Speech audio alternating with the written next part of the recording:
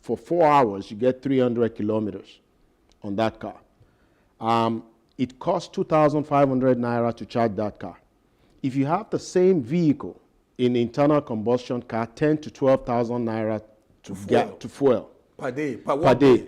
Now, day. And you are not going to finish that, because when we've been here on the ground collecting data for going on 3.5 years now, Uber drivers don't even drive 200 kilometers. So you will not even finish that charge.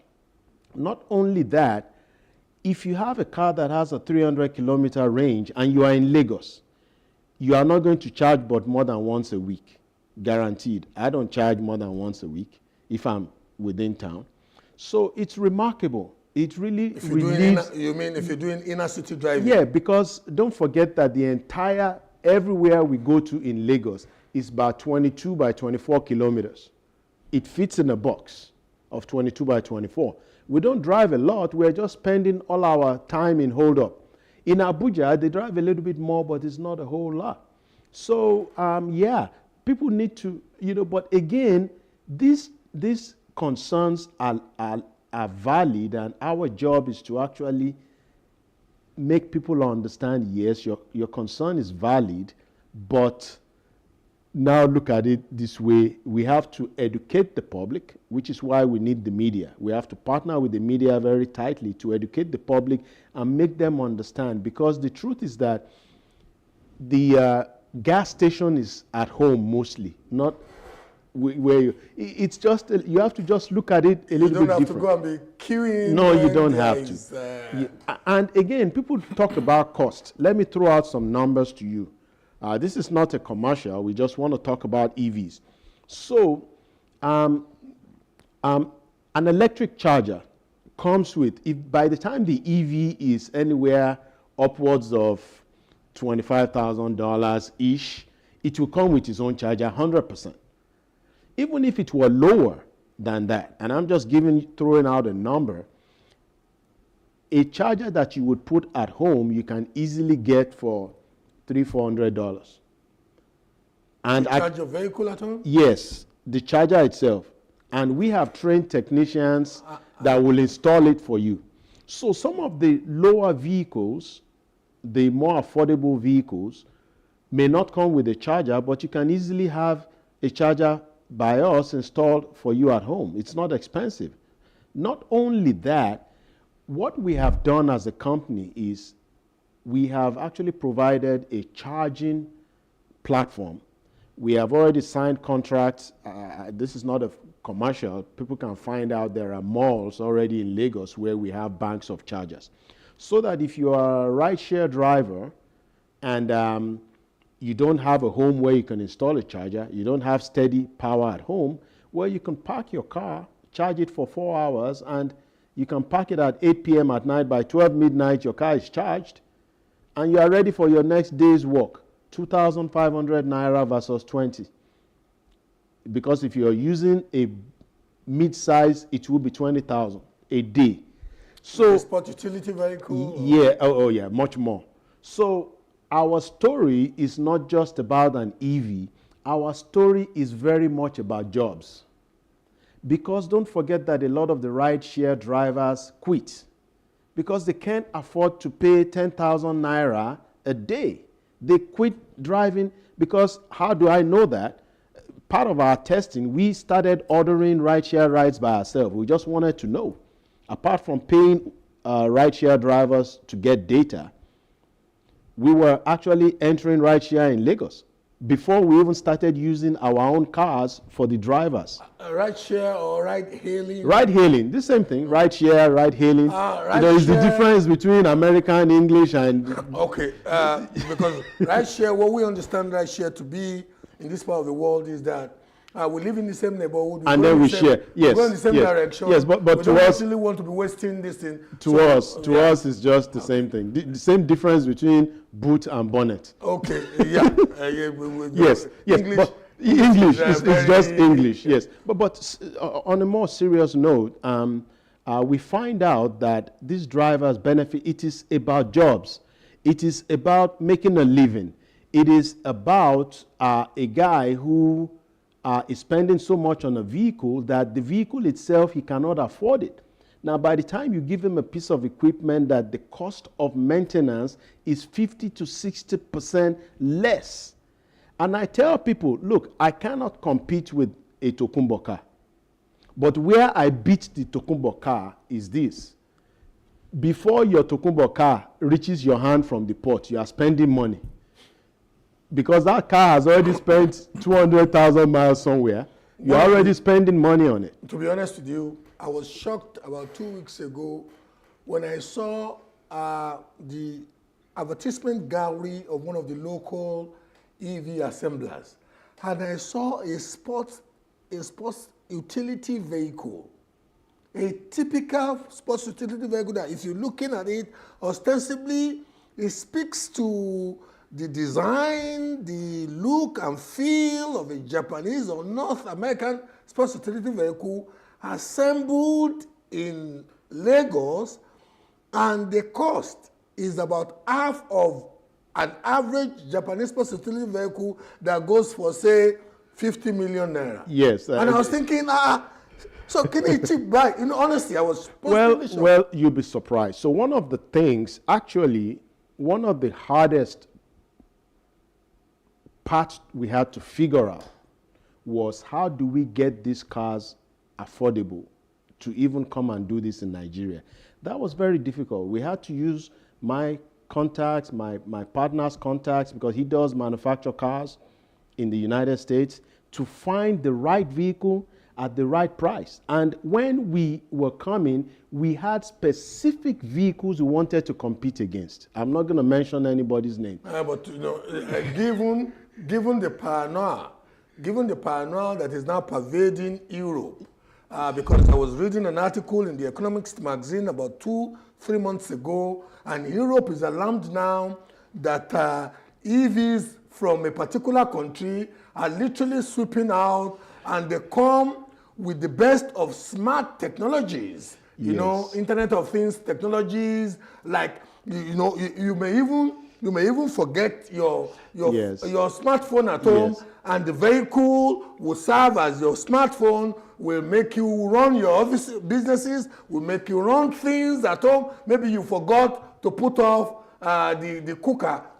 Let me go back to the DG for his epilogue.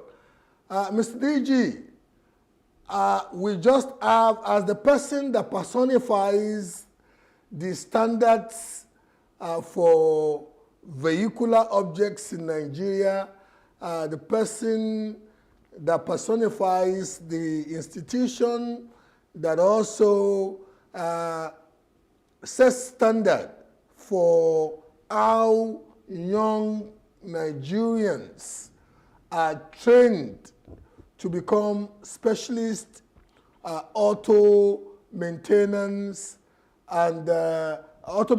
technicians and engineers.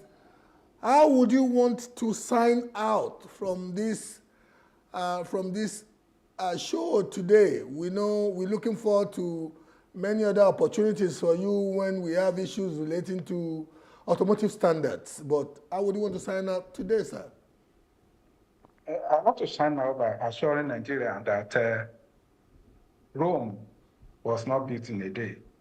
Just as Dr. Falaye mentioned, we have to start from somewhere.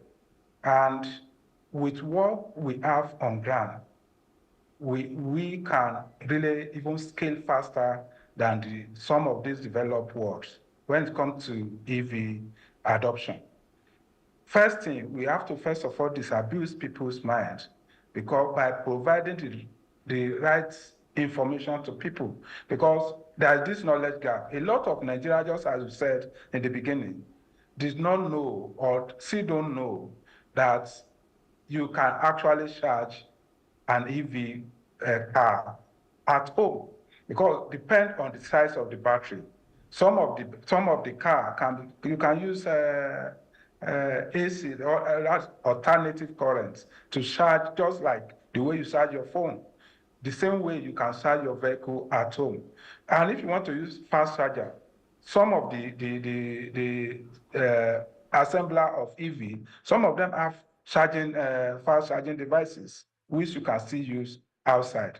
I was at a place one day and I was there with electric vehicle, with EV vehicle, and the top person that you would think to know about electric vehicle was Marvel.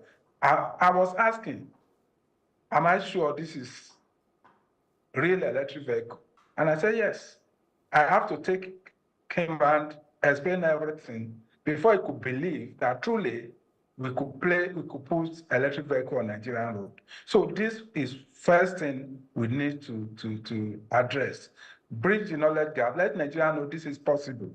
Despite the fact that we have power challenges, but we know despite the power challenge, we still charge our phone. We still use electricity at home. We still use electricity in our offices. The same can be done here. Again, on building the infrastructure, we know that some of the reason why the adoption is slow in Nigeria is the non-availability of infrastructure.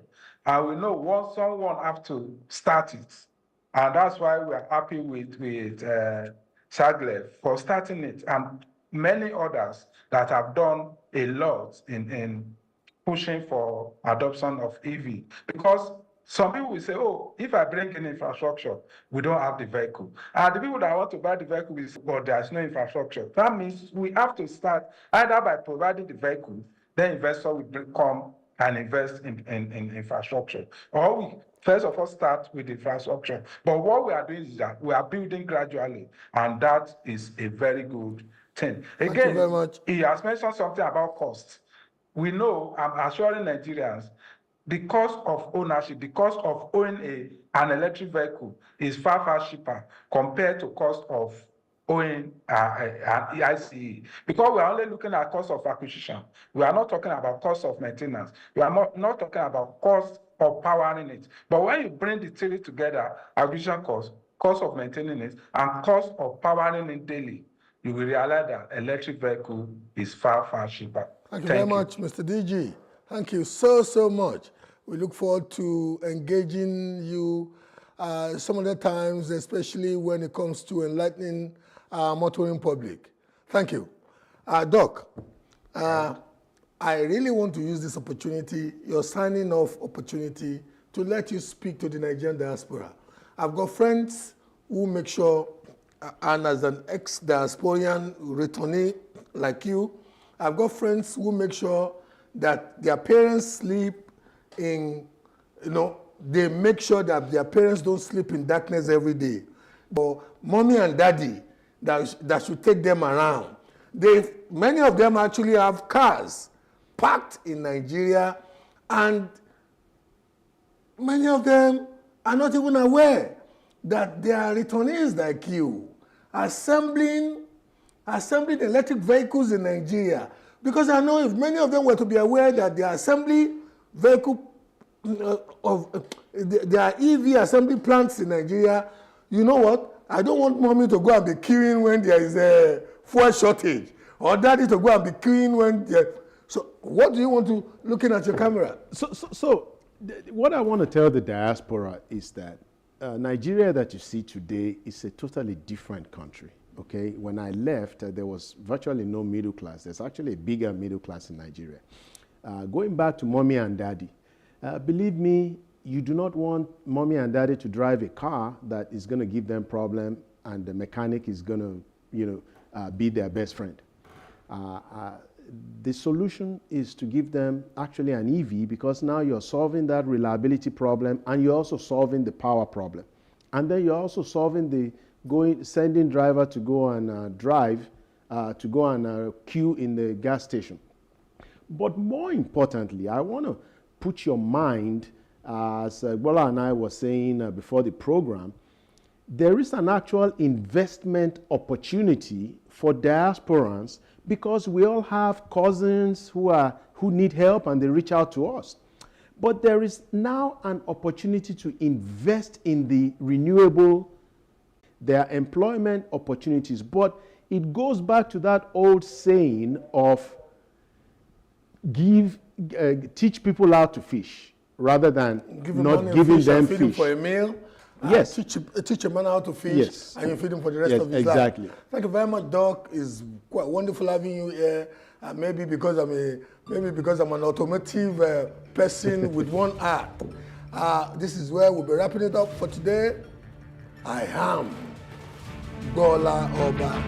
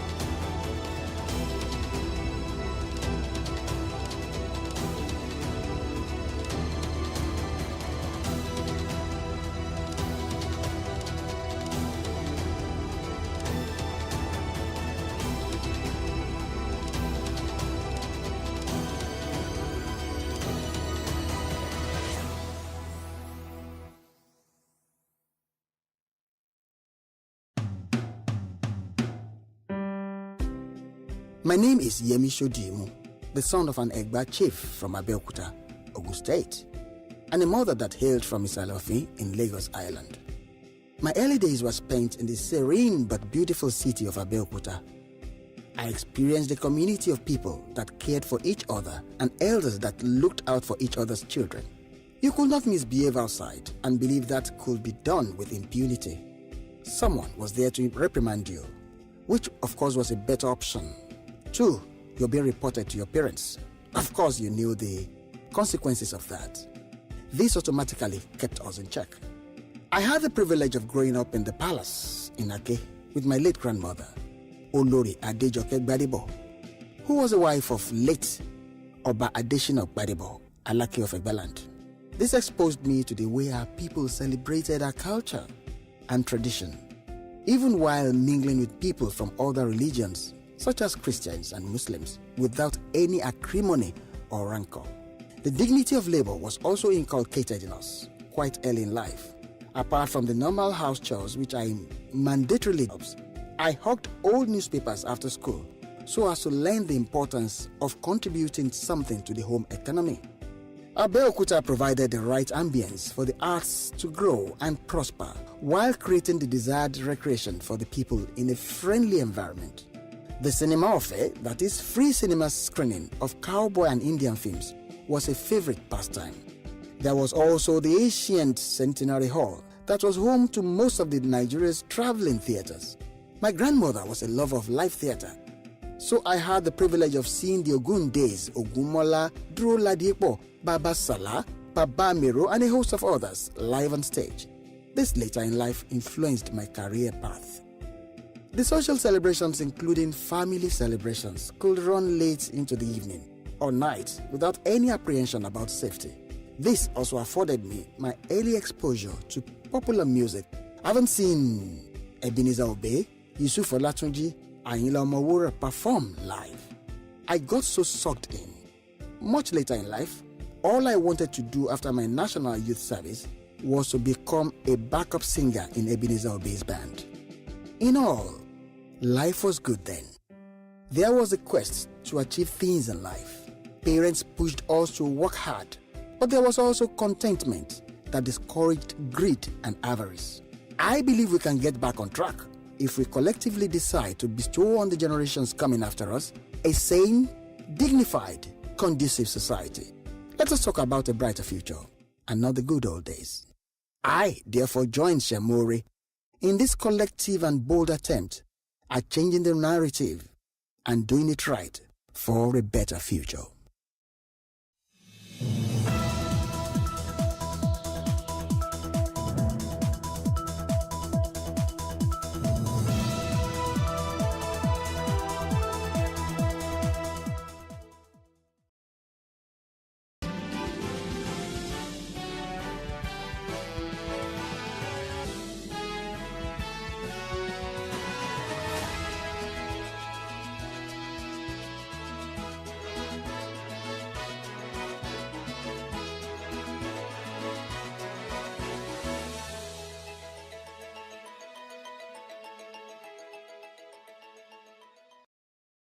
Good morning and welcome. I am Destiny Mamo. This is News Brief.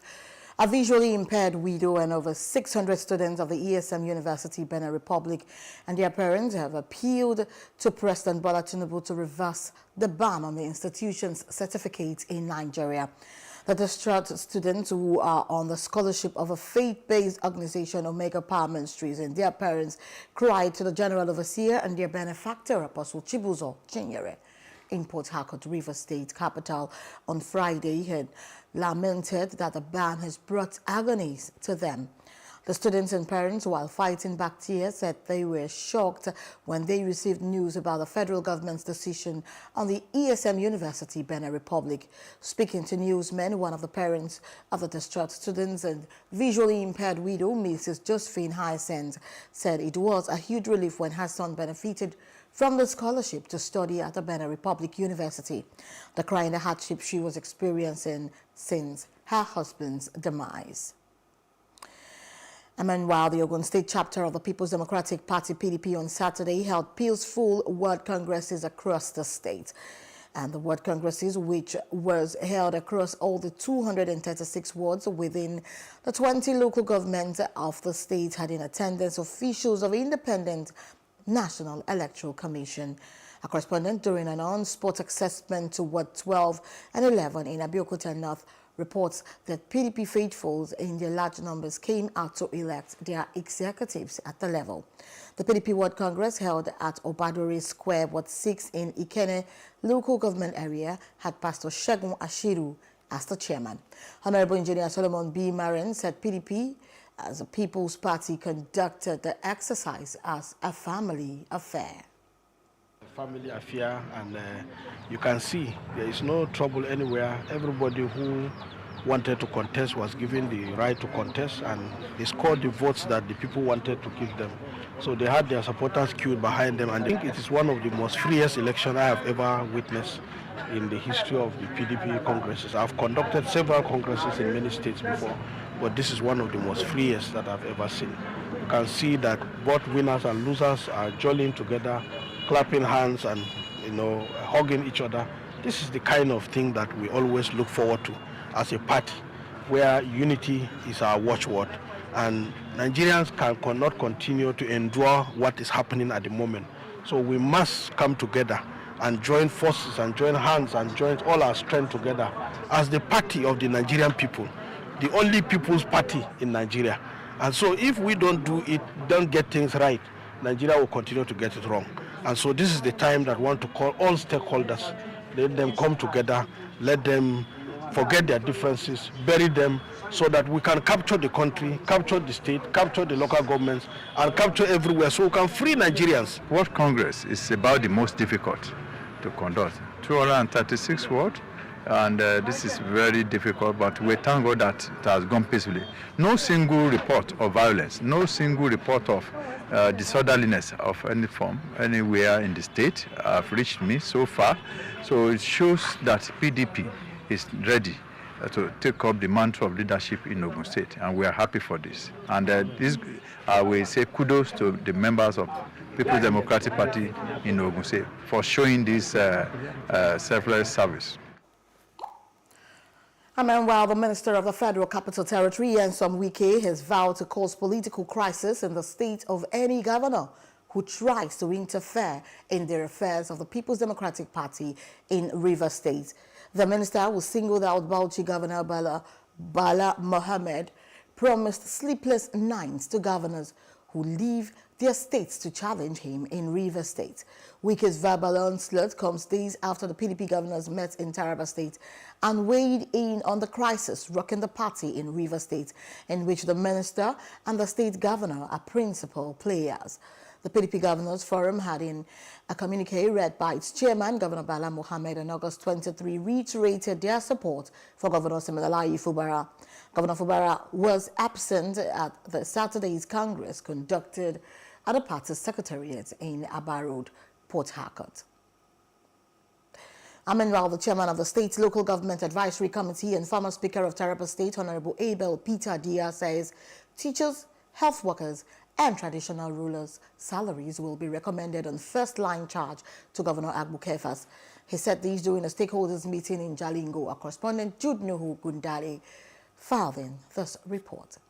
The Local Government Advisory Committee in Taraba State is holding this meeting with representatives from the Nigerian Union of Local Government Employees NOGE and leaders of the primary school teachers and primary health workers unions. The purpose is to discuss how local government autonomy could be effectively implemented in the state. During the meeting, the union leaders shared the challenges they face and provided suggestions on the way forward. For effective local government system in Taraba State, NOGE and Medical and Health Worker Union chapter of the state therefore have the following recommendation to Advisory Committee on Local Government Autonomy. Upward review of payment made to Local Government Service Commission and Primary Healthcare Agency, review of gratitude and pension template. The current template used for calculating gratuity and pension should be reviewed upward. Autonomy is a good idea and it's a welcome idea. We support the autonomy. But our fear as teachers is that what happened in the past will not happen again. Because we had a situation whereby teachers were not paid for more than a year. As up to now, teachers are still owing 4 months' salaries. So we demand that the NPEC be established. That is the National Primary Education Commission. Or alternatively, the first charged should be directed to SUBEB for onward payment of teachers. The chairman of the committee, Abel Peter Deere, assured that all their demands are part of the first-line charges to be recommended to the governor. Our recommendation is going to be part of the amendments we'll make in our laws that will make it very difficult for any council to commence any other payment without your salary being paid first. So it's the same like the first line charge. He, however, called for cooperation between all critical stakeholders to work towards the success of the local government autonomy granted by the Supreme Court for the development of the state. To the union leaders and key stakeholders, your role in this process is crucial. You are the voices of the people, the champion of progress, and the guardians of our collective aspiration. We must come together in the spirit of unity and collaboration to fully understand the implication of this historic judgment and to chart a way forward that truly benefits the people of Taraba State. Governor Abu Kefas has demonstrated his administration's readiness to comply with the Supreme Court's judgment by allowing the elected local government chairmen across the state's 16 local governments to assume their constitutional responsibilities. Meanwhile, the People's Democratic Party in Taraba State has ushered in a new leadership team to guide the party's activities for the next 4 years. During the inauguration ceremony, Governor Dr. Abu Kefas emphasized the importance of unity and reconciliation within the party. Drawing from his experience as a former PDP chairman, he urged the newly elected officials to focus on these values to ensure the party's continued success. In his address, the newly elected chairman, Alhaji Abubakar Bawa, expressed his gratitude to Governor Kefas and key stakeholders for their unwavering support. He pledged to lead the party with a focus on discipline and cohesion. As someone who has served as a party chairman, I understand firsthand the challenges and opportunities that lie within party leadership. When I was elevated to contest for the gubernatorial election in 2023, my primary decision was to succeed, not for personal gain, but for the betterment of our people and our state. Your Excellencies and distinguished members of our party, To achieve this, I quickly realized the importance of reconciliation and unity by bringing everyone together, fostering understanding and building bridges where there were once divides. As an elected chairman of our great party, the People's Democratic Party, I am humbled by your show of love and commitment to our party that has led to a smooth state party congress today. I give God the glory for the choice of Dr. Abu Kefas to govern Taraba State and the governor's decision and stakeholders of our party to give me and the members of my team the mandate to oversee in Taraba State. We are grateful to Your Excellency and all our party men and women for the trust, and I assure you of our unflinching support and commitment. I want to assure you that we will never let you down. Let me use this opportunity to thank His Excellency for a warm reception I received and my team since yesterday to this moment. I would like to also thank the state chapter of People's Democratic Party for elaborate preparation. Central All Progressive Congress APC Forum has condemned the endorsement of the embattled national chairman of the party, Abdullahi Ganduje, Governors Forum, and Nasarawa State Governor Abdullahi Sule. It also said the courtesy visit Sule paid to the party secretariat in Abuja on Friday to pledge his support for Ganduje was for selfish and personal interest and not the interest of the North Central region. Tinubu's administration. Chairman of the forum, Saleh Zazaga, stated these to journalists in Jos, the Plateau State capital, on Saturday. He said such endorsement by Governor Sule, which is coming when the party stakeholders from the region are pushing for the return of the national chairmanship position to the North Central, is not only insensitive and mischievous, but also an act of betrayal of the entire region. Meanwhile, former governor of Jigawa State, Sule Lamido, has said former President Muhammadu Buhari never wanted President Bola Tinubu to succeed him.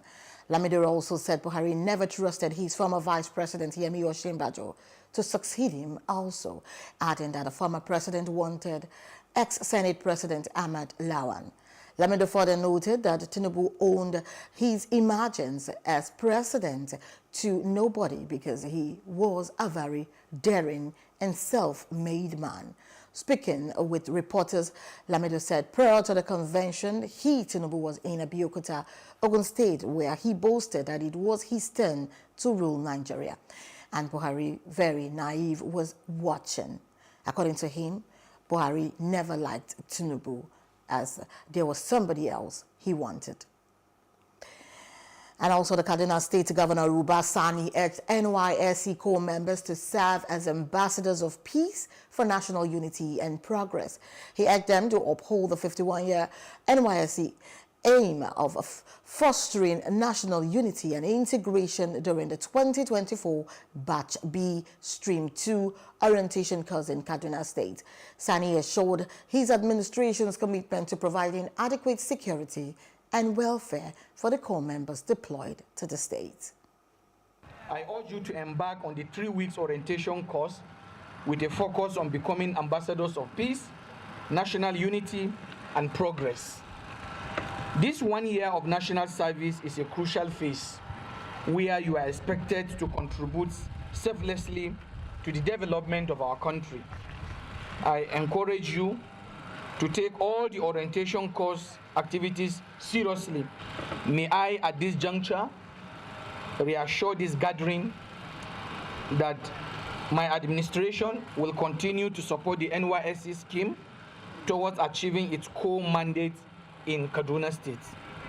The security and welfare of core members remain a top priority of my administration.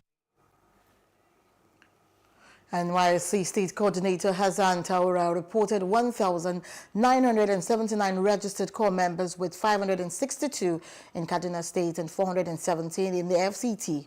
The regimented orientation course aims to instill discipline, resilience, and teamwork for personal and professional growth.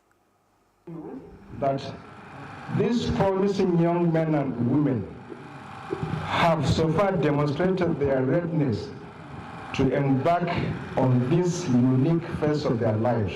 As of today, a total number of 1,779 corps members have been registered, comprising of 1,562 for Kaduna State and 417 for the Federal Capital Territory Abuja.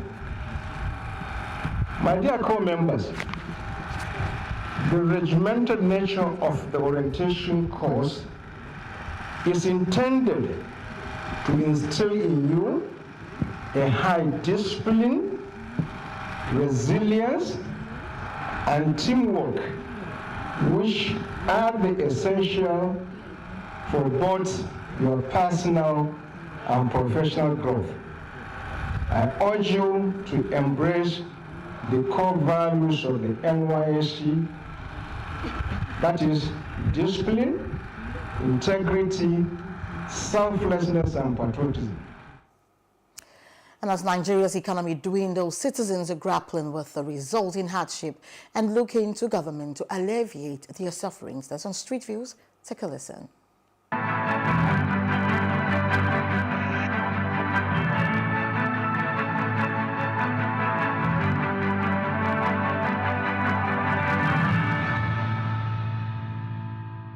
The price of the commodities is so high to the level whereby what you are earning before is still remain how is it.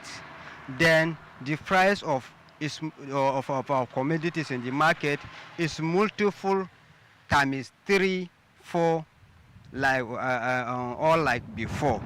When I go to the market, things are very cost. Everybody is complaining. The hardship is too much. So we want the government to help us so that things will come down. When you have small money now you want to eat, you can't eat something that can belleful you. Everything is not the same like last year, last 2 years, even last 4 years, they are not the same. So the prices are too much. So if they can reduce it to normal price, at least out of 5%, if it is 3%, it's okay. Price of rice, price of gari, price of whatever it is, everything is expensive. The price you get today is different from the one you get tomorrow, and it's not getting lesser, it's getting higher by the day. I feel the government should do better because it is whatever it is that those people get that they sell back. So I don't blame the people, I blame the government. The government should do better. If fuel is okay, I feel people won't inflate price. No, the price is different. At least the price they are selling now is times 3 of them. At least if government can help us on the price regulation, so we'll be fine with it. So even a blind man that doesn't see, but he has the feeling, knows that things are not better. And the way I'm seeing it, our government are not doing anything and it can be better. You and I knows that things are not getting better. And we do have to pretend. We have to be factual. When you have a good father should listen to you. A bad father brought out a rebel child.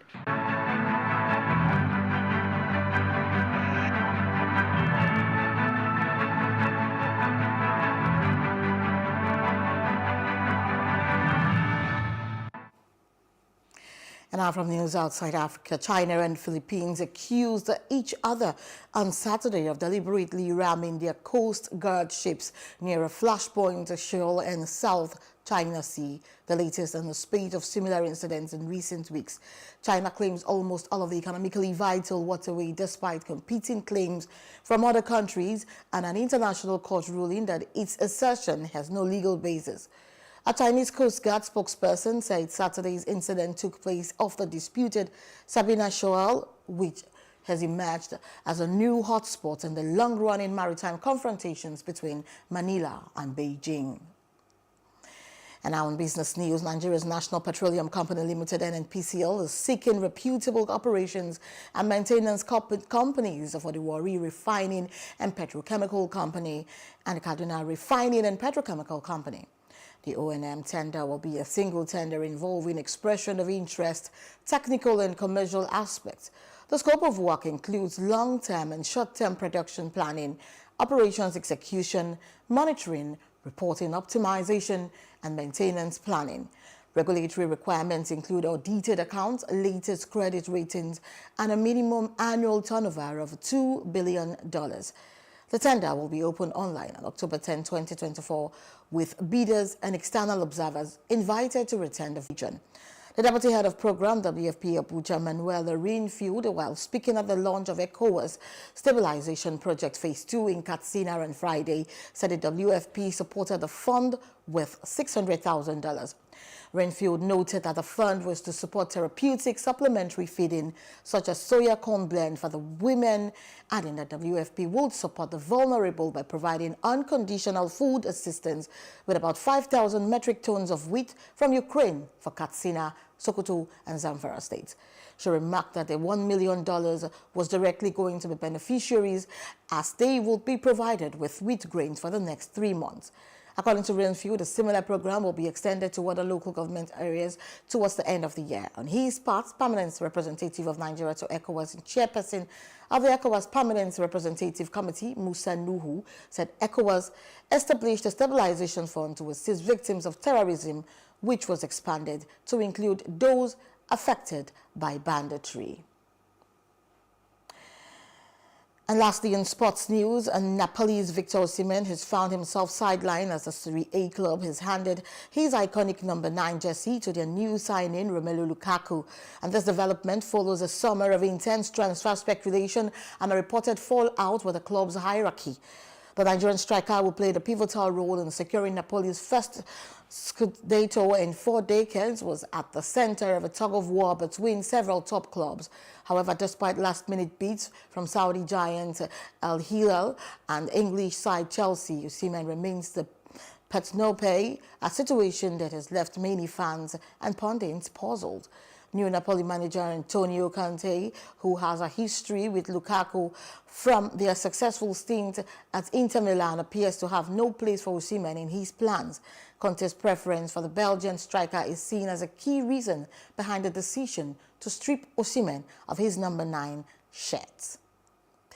And that's the news brief. For more stories, please follow us on Facebook, X, and Instagram, and do subscribe to our YouTube channel at Plus TV Africa and Plus TV Africa Lifestyle. You can also view us from Limex on Limex.tv and Glow TV apps anywhere in the world. I am Destiny Momo. Many thanks for watching. Have a happy Sunday.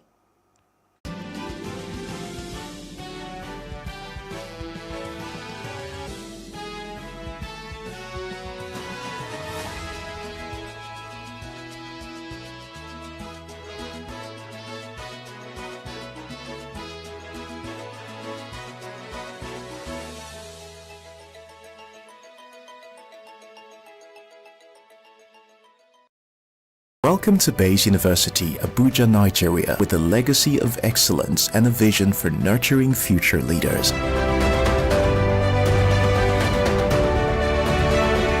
Bayes University is in a league of its own. We're all about our people, processes, and technology. Bayes is one of the highly rated universities in Nigeria in terms of product quality standards. We don't just produce graduates, but groom people into employers of labor. And it has made us understand that learning is all about three things. We learn, we unlearn, and we relearn. Bayes University Hospital offers a range of beyond our walls with the Baba Ahmed University in Kano following our lead. Join us at Bayes University and invest in your future today. Bayes University is the institution that you will get the best value for money education in Nigeria. Bayes University. Learn to live.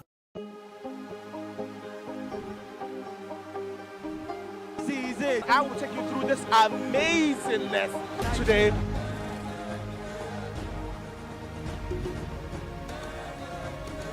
Welcome to Plus Trending. I am Buki November, your host, saying thank you for joining us on today's episode. Welcome back. It's tea time on Plus TV Africa. Practice makes perfect. I'm not perfect yet, but I'm a lot better than I used to be. He's a king. He's entitled to marry 100 if he wants to.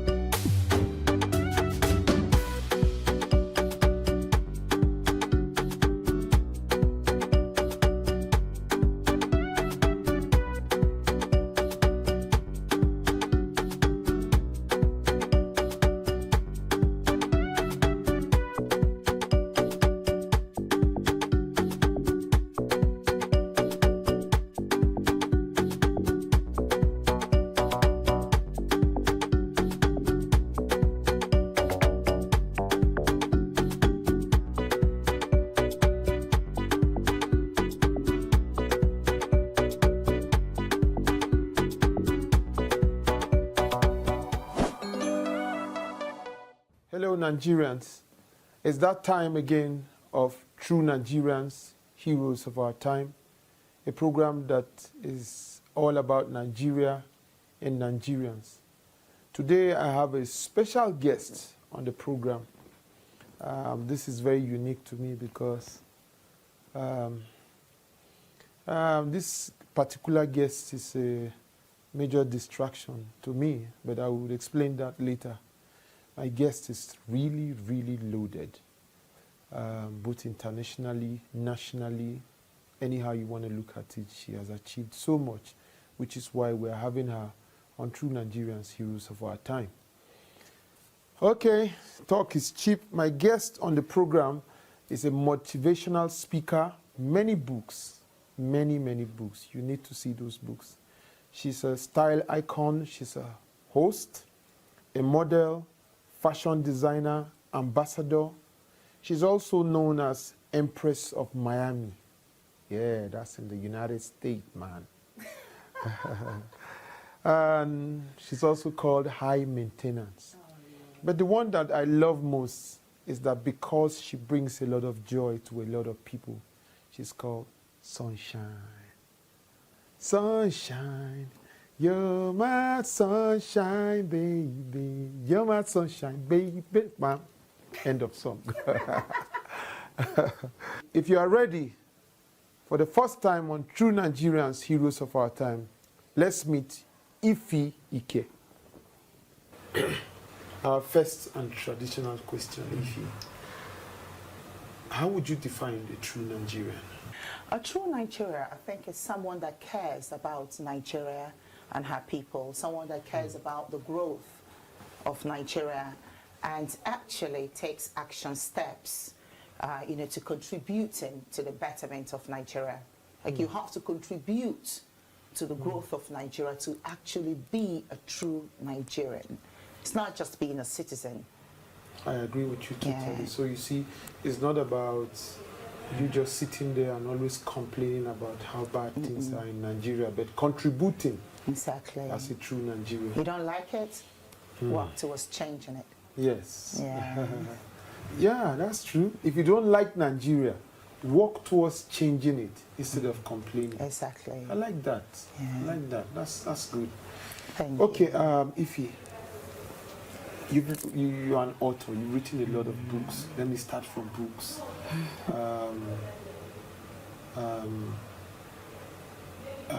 Peering through the depths of life. That caught my attention. What do you mean by that? And how did you become an author? Well, first of all, peering through the depths of life, there's an element, there's a depth to every element of life. Everything in life has a depth to it. And in order for you to understand the depth of it, you have to peer through to unravel its intricacies, yeah? So my book is an inspirational book. I address issues of life. And I don't just address them from the surface or from the peripheral. I address them from the depth. So I look at everything in 4 dimensions. I want to understand how it happened, what could have happened, and how we can deal with it. So I think very deeply about each situation. And then I just share my thoughts in my books. That's what I do, because it's all about finding solutions to problems. We're always going to go through these problems because problems are the inevitable component of life, yeah, and the elements of our growth. But we cannot run away from the problems, right? We can't. We have to find solutions to the problems. Oh, the problems will repress us, will stifle us, and deprive us and even deter our growth and our success in life. So instead of running from the problems, you try to fix them. So I'm like the fixer. I want to fix them. I want to look for ways to fix them. I want to look for ways to address them so that we can live to our full potential, so that we can navigate our lives with ease. right? So that was what motivated you into writing the books. Yes, because, you know, also I came from a lot of struggle, excruciating struggles. And, you know, I happen to have survived by the grace of God. You know, with the help of the Holy Spirit, I survived. But not everyone can survive. Not everyone is spiritual, and not everyone can tap into their willpower to rise above their problems or to take control of their problems. So those of us that are able to do so with the help of God, because you can't even do it without the Holy Spirit, without God, yeah? So those of you that have, those of us that have been able to rise above our problems, that have learned to deal with our problems effectively, our responsibility is to transfer that strength, that energy to other people, because everyone confronts one type of problem or the other. Everyone. Is there anything you've gone through that has made you this strong? Or because sometimes, you know, when the rich people talk about this thing, it's just talk because they've not really experienced it. Yes, I know. No, darling. I've experienced it all. I've experienced the homelessness, the hunger, the confusion, the low self-esteem. I've experienced, you know, physical affliction. For instance, when I was barely 3 years old, you know, I was burned. Yeah, so I'm a burn survivor. And, I even had burn, you know, like scarred, wounded, right? Like most part of my body. So I grew up with a lot of pain, like physical pain, mental and emotional pain. I even suffered mental trauma for over 20 years. So I'm not the girl that came from silver spoon or from perfection and from a perfect world. I don't know what a perfect world is. I actually created the perfect world that you see. Yeah? So no, I don't know that. I came from, I mean, what is it that you can go through in life that bring you so much pain? I've been through them already.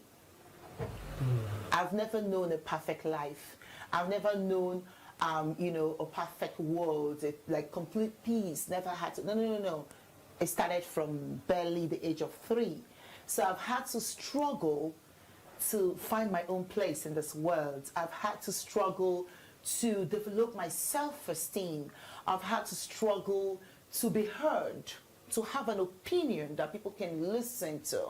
I've had to struggle to just love myself because I hated myself because of the burn and all the pain and the rejection from other people and the condemnation from other people. I've gone through it all, the hunger, sometimes like 3 days, I go with just one meal. You know, and I have to dance to even make that money. You know, like in this culture years ago, I don't know if they still do that, where you go to a party and you dance. Like, she know how to dance, they give you money. I fed like that. Do you understand? I mean, I've slept on the hallway, people's corridors, slept in the car, you know, fall asleep in a nightclub. As a little girl, follow grown people to the club because I didn't have a place to stay.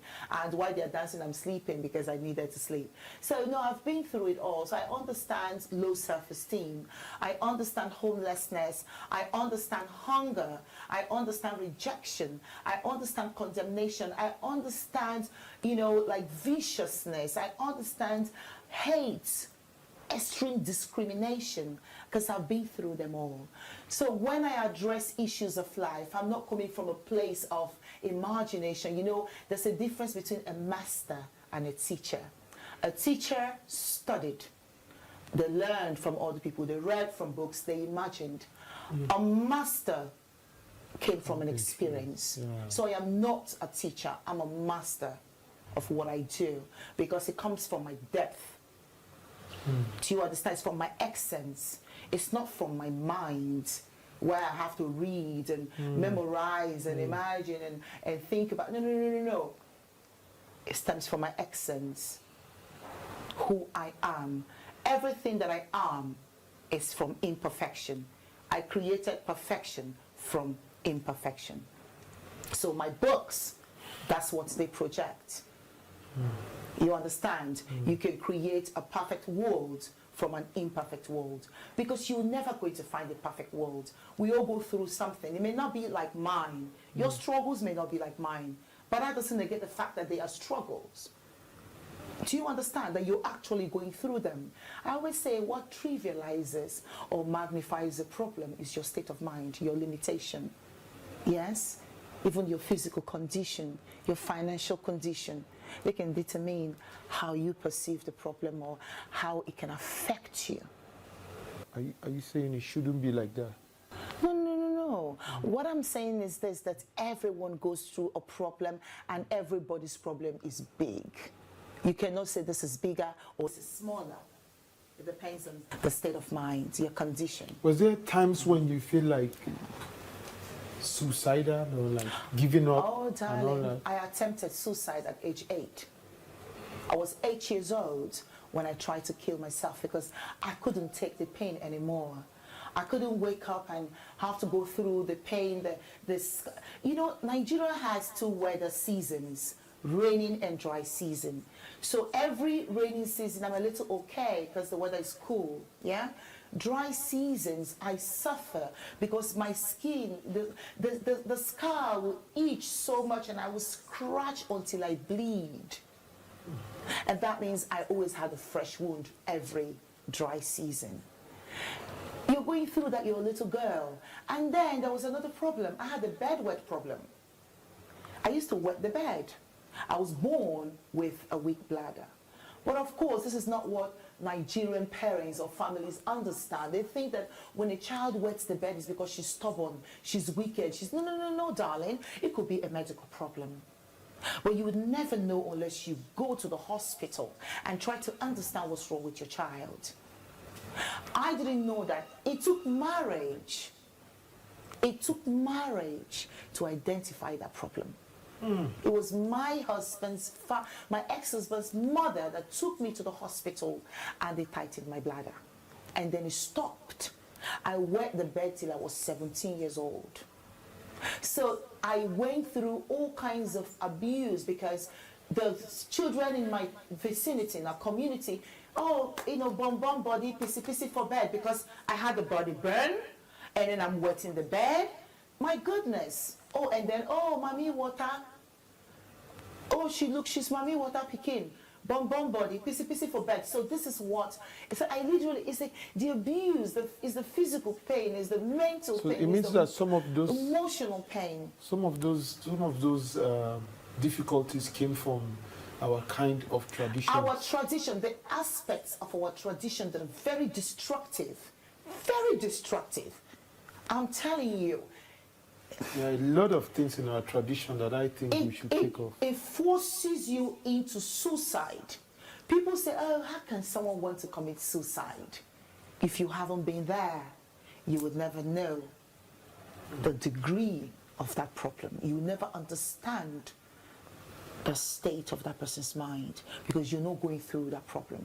Sometimes like you go through certain situations like, why do I want to continue? Why do I want to keep living in this wicked world? I saw the world as a wicked world.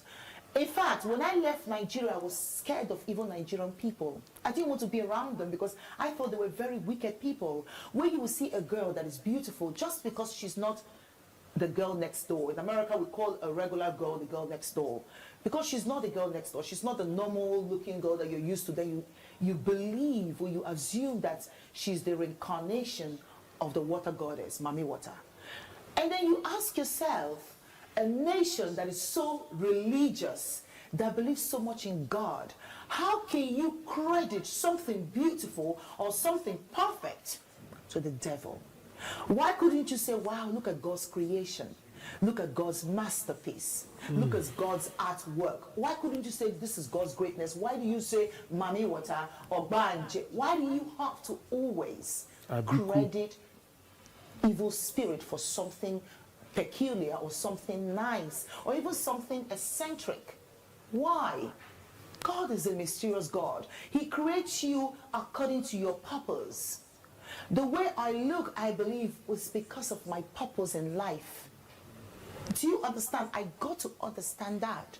As I grew, as I hung out around a lot of Jewish people in California, and they made me understand how special, how beautiful, and how everything about me is according to the will of God for my life. That's why the devil wants to destroy you early. Exactly. Let me tell you something. The strings of destiny. You know, this thing that we do in our culture where we hurt children because, oh, this is a witch. You know, because they still do that in Akwa Ibom, Calabar, yeah? Oh, they pick up this child and go, this child is a witch. Let's kill him. Oh, this albino, oh, let's kill him. There's a Ogbanje in this one, let's do this, let's do that. What they are doing is actually they are contributing to the brokenness of society. They're contributing to, you know, the lack, the backwardness, the stagnancy that we suffer. Because those children, they've been created for a purpose to establish something that God willed upon that land. And you go and you kill that child. Maybe the child is supposed to be the president that will bring about, you know, a positive change. Maybe the child that will be, maybe that preacher that will set his children free. Maybe the child that will bring the one with the biggest vision that would bring about the growth, the progress of that nation. You destroy that child. I mean, look at what you have achieved. Do you understand? The strings of destiny is a connectivity that enables us to develop ourselves as individuals, develop one another, and contribute to a society. So when you kill this one child, those people whose destinies are stringing along with this child, you have destroyed, or you have impeded their growth, you have deterred their progress because the source is being destroyed. We must be careful what we do with our children, how we condemn people. Listen, because who this person is and what they do, you know, do not resonate with you, doesn't mean they're less of a person, or doesn't mean that Mamiwata or Banje or all these lesser gods. I call them lesser gods because the Almighty Jehovah, the Elohim, the Rose of Sharon, the Lily of the Valley, is the greatest, and he does all things powerful that you cannot even begin to understand beyond man's comprehension. I don't care how handsome, how educated that you are, there are things that God will do that you cannot even begin to fathom. And it's okay. You cannot understand everything in life. Don't try too hard to understand everything. And something you don't understand, I don't know, research. It's got nothing to do with your journey in life.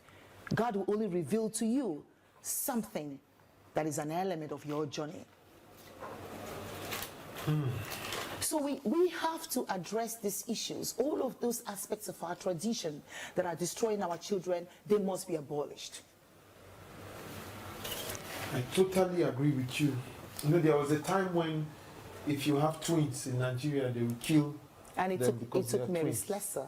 Yeah? It took Mary Slessor, right, for that to be abolished. Yeah. Because human beings, you know, make this laws and these traditions and all of that, and human beings can abolish them. And but today everybody's praying for twins. Do you want, some people are even praying for one. You're talking about twin. You know, what is wrong with having twin? This is God's creation.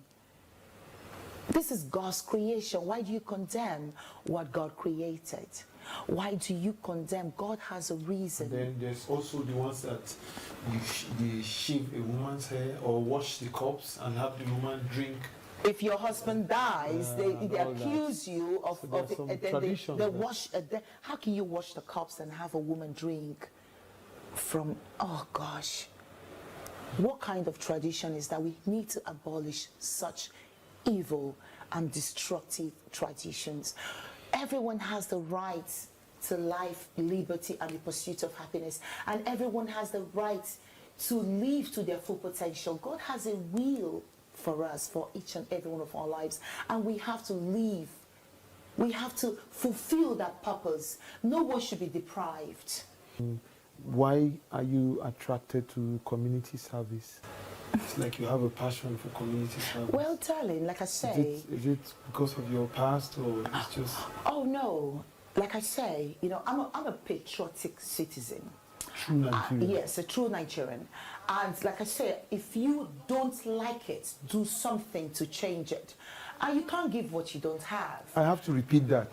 If you don't like what is going on in Nigeria, do something to change it. Exactly. Beautiful. You understand? And you can't give what you don't have. You have to give from what you have. And what I have is problem solving. Do you understand? I'm all about thinking about solutions and working creative. If I have to learn something new to fix that problem, I do. That's what I do. And I do that constantly. So I'm thinking that in order to fix our problem, we have to also fix the people. right? And what I do as a motivational speaker, I try to help people balance their emotions. I try to help them change their attitude. Because you need the attitude to not change. Attitude is everything. To change your environment. Yeah. To change your life and your environment, you have to change your attitude. So I like to address those issues. You understand? And so that's even what I'm doing with the Amnesty, our company, Jedisco, doing this program, this, center, agricultural center, agricultural training center. And what I do as a communication director, I deal with the people's emotions. I talk to them about self-development, empowerment, compassion, interaction. I talk to them about, civic responsibilities. I talk, about these things that would contribute to fixing the issues in our society, to fixing their issues. Because remember, Nigeria is just a geographical location. We, the citizens, make the location significant. So when you say Nigeria, we are Nigeria. If you want to fix Nigeria, you have to fix the people, because the people will have to fix Nigeria. And the way you can fix the people is just help them with their mentality. Because they have, everyone is responsible to empower themselves, not government, like we think. Government is responsible to structure the society to enable the environment upon which you can build your life, but you are responsible to develop yourself and to empower yourself. True talk. True Nigerian indeed. Exactly. Yeah. So what I do is offer what I have, learn what I can learn, and transfer the knowledge, because we owe each other that. Share knowledge, right? I learn, I transfer the knowledge. I study, I transfer the knowledge, because I want to see the change. So I want to contribute to the change that I want to see. I don't want to be a nuisance. People that complain a lot, darling, I'm sorry, those are the nuisance in our society. Don't complain, work. Don't complain, work. Work. Don't complain, work. You don't expect machines to do the work. Human beings will do the work. The countries that we admire so much that we all want to move and live in, human beings structured those countries, not machines. It took creative minds, innovative minds. It took people that are willing and ready and passionate to structure those societies. So we have to develop the same attitude. And we have to work. Attitude is a major problem in Nigeria. Our major problem, the attitude. Because the same attitude, we think my sister should do it, my brother, why don't you do it? You do it. And then you have a lot of incompetent people in position. Spirit of dependency. We struggle with the spirit of dependency. That's why we're begging society. We're very dependent on other people. And that's why we can't develop ourselves and develop our nation. In order for us to develop Nigeria, we have to develop ourselves as individuals. Because it's true, your own development, you can develop your environment. You can't give what you don't have. Machine cannot develop your society. This country needs unity. We need peace. I'm all for renegotiating the terms of our coexistence. We have to renegotiate it. The youth have been misguided, unfortunately. I like my country. I like the land and people. Hey, look, I have 40% shares in this company. But if I had known that you... Judges are either corrupted or they are afraid of giving judgment. There's no stopping.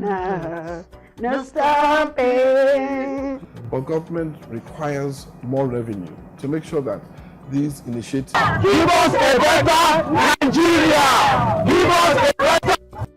Youth are the vehicles of change. The youth are the answer.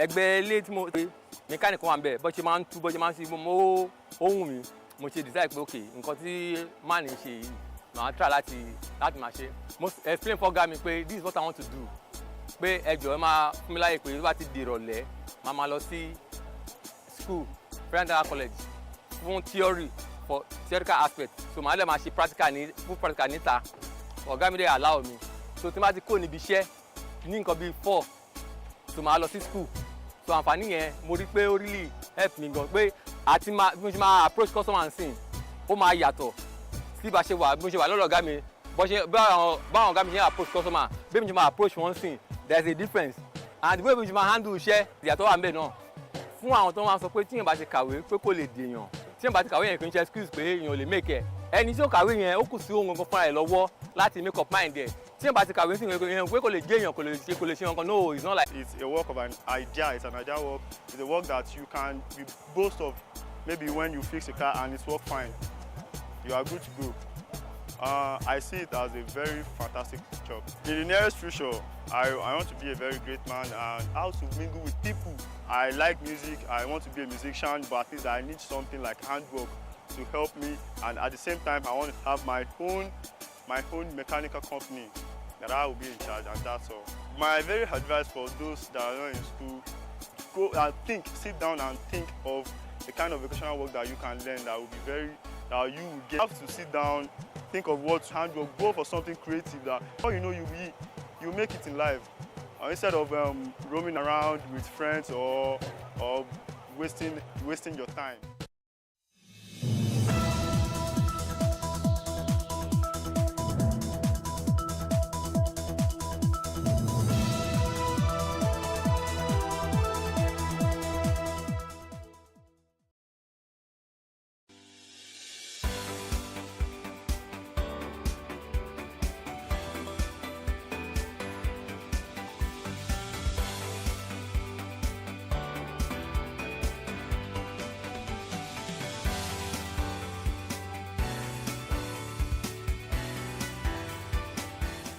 The Nigerian Bureau of Statistics has reported that domestic air travel fares in the country surged by 25% year-on-year in July 2024, reaching an average of 98,561.74 kobo compared to 78,775 in the same period last year. Now, this sharp price hike came after the federal government announced plans to raise tax charges despite complaints from the airline operators of Nigeria about the burden of multiple taxes. Now, in contrast, the NBS data showed a decline in the average fares for other modes of transportation in July this year. Bus fares within cities decreased by 2.18% from June to 942.61 kobo and declined 29.46% year-on-year from 1,336.29 kobo in July of last year.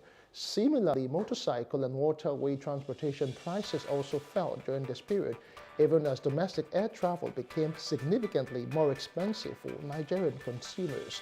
Now, the average intercity bus fare paid by commuters per trip was 7,117 naira 17 kobo in July 2024, a 0.92 naira 3 kobo paid or fare in June 2024. Now, the average Okada fare was 483 naira 33 kobo in July, a 1.22% increase from the 477.79 fare in June this year. On Business Insights today, we will be analyzing this recent development and its impact on commercial activities. I'm Justin Akadonye, your host.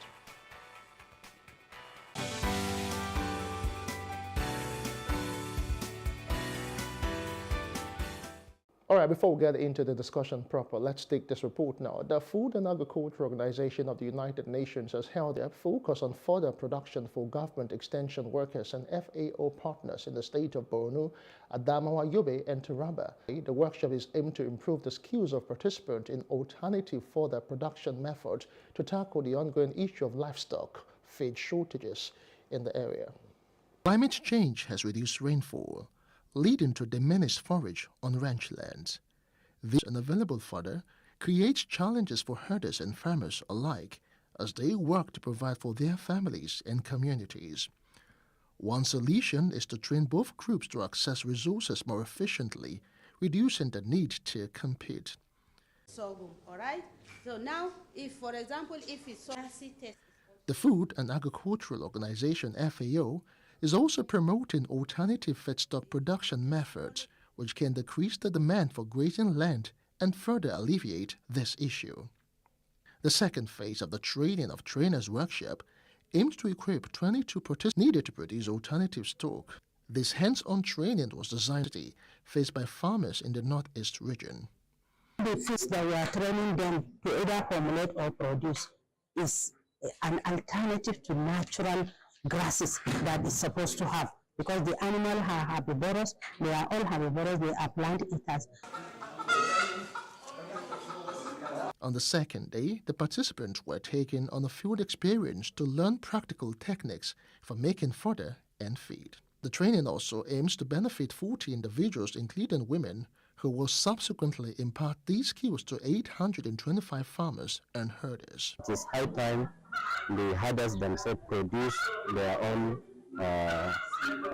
feed through this pasture development. And that knowledge that they have will assist them in producing their own feed, and also in liaising with the farmers to now get the crop residues from the farmers and add value in a very symbiotic relationship with them. That there should be enough of pasture, and there should be enough of an effective program on this animal feed and fodder to ensure that the ever-growing livestock sector have enough of the feeds, so that that competition of scarce resources of feed and land water by farmers and herders will be reduced in such a way that the livestock owners can have enough feed for their livestock without necessarily encouraging into farms. The Institute has demonstrated and completed extensive research into alternative feeds, into further value addition to crops, and that is why I, as a research person, am being invited to this program and to demonstrate value addition to crop residues. Hitherto, farmers, after harvesting, they leave the straws in the field to decay like that. But now it's a very valuable feed source. It can be crushed and add some value to feed your livestock. Also, the use of hydroponics, which is a new area, is also a very good source of alternative feed to livestock. Give us knowledge on fodder productions and how we formulate alternative feeds from the normal conventional feeds that the farmers normally produce for their animals. So here we have gotten an alternative way on how farmers can make a feed for all year round for their animals. Takeaway is we have been taught on how to prepare hydroponics. We have been taught on how to better market our products, and then also how to also add value to our products. The project, funded by the government of Norway, aims to reduce conflict between farmers and herders in Nigeria by improving pasture development. This is essential for livestock production, animal health, and the overall sustainability of farming systems. I have public affairs analyst Mustafa Inwela joining me now to discuss the latest figures on the domestic flights in Nigeria. Welcome on board, Mustafa. Thanks for joining us on Business Insight. It's a pleasure. Thank you for having me. All right, so let's talk about aviation. Let me start.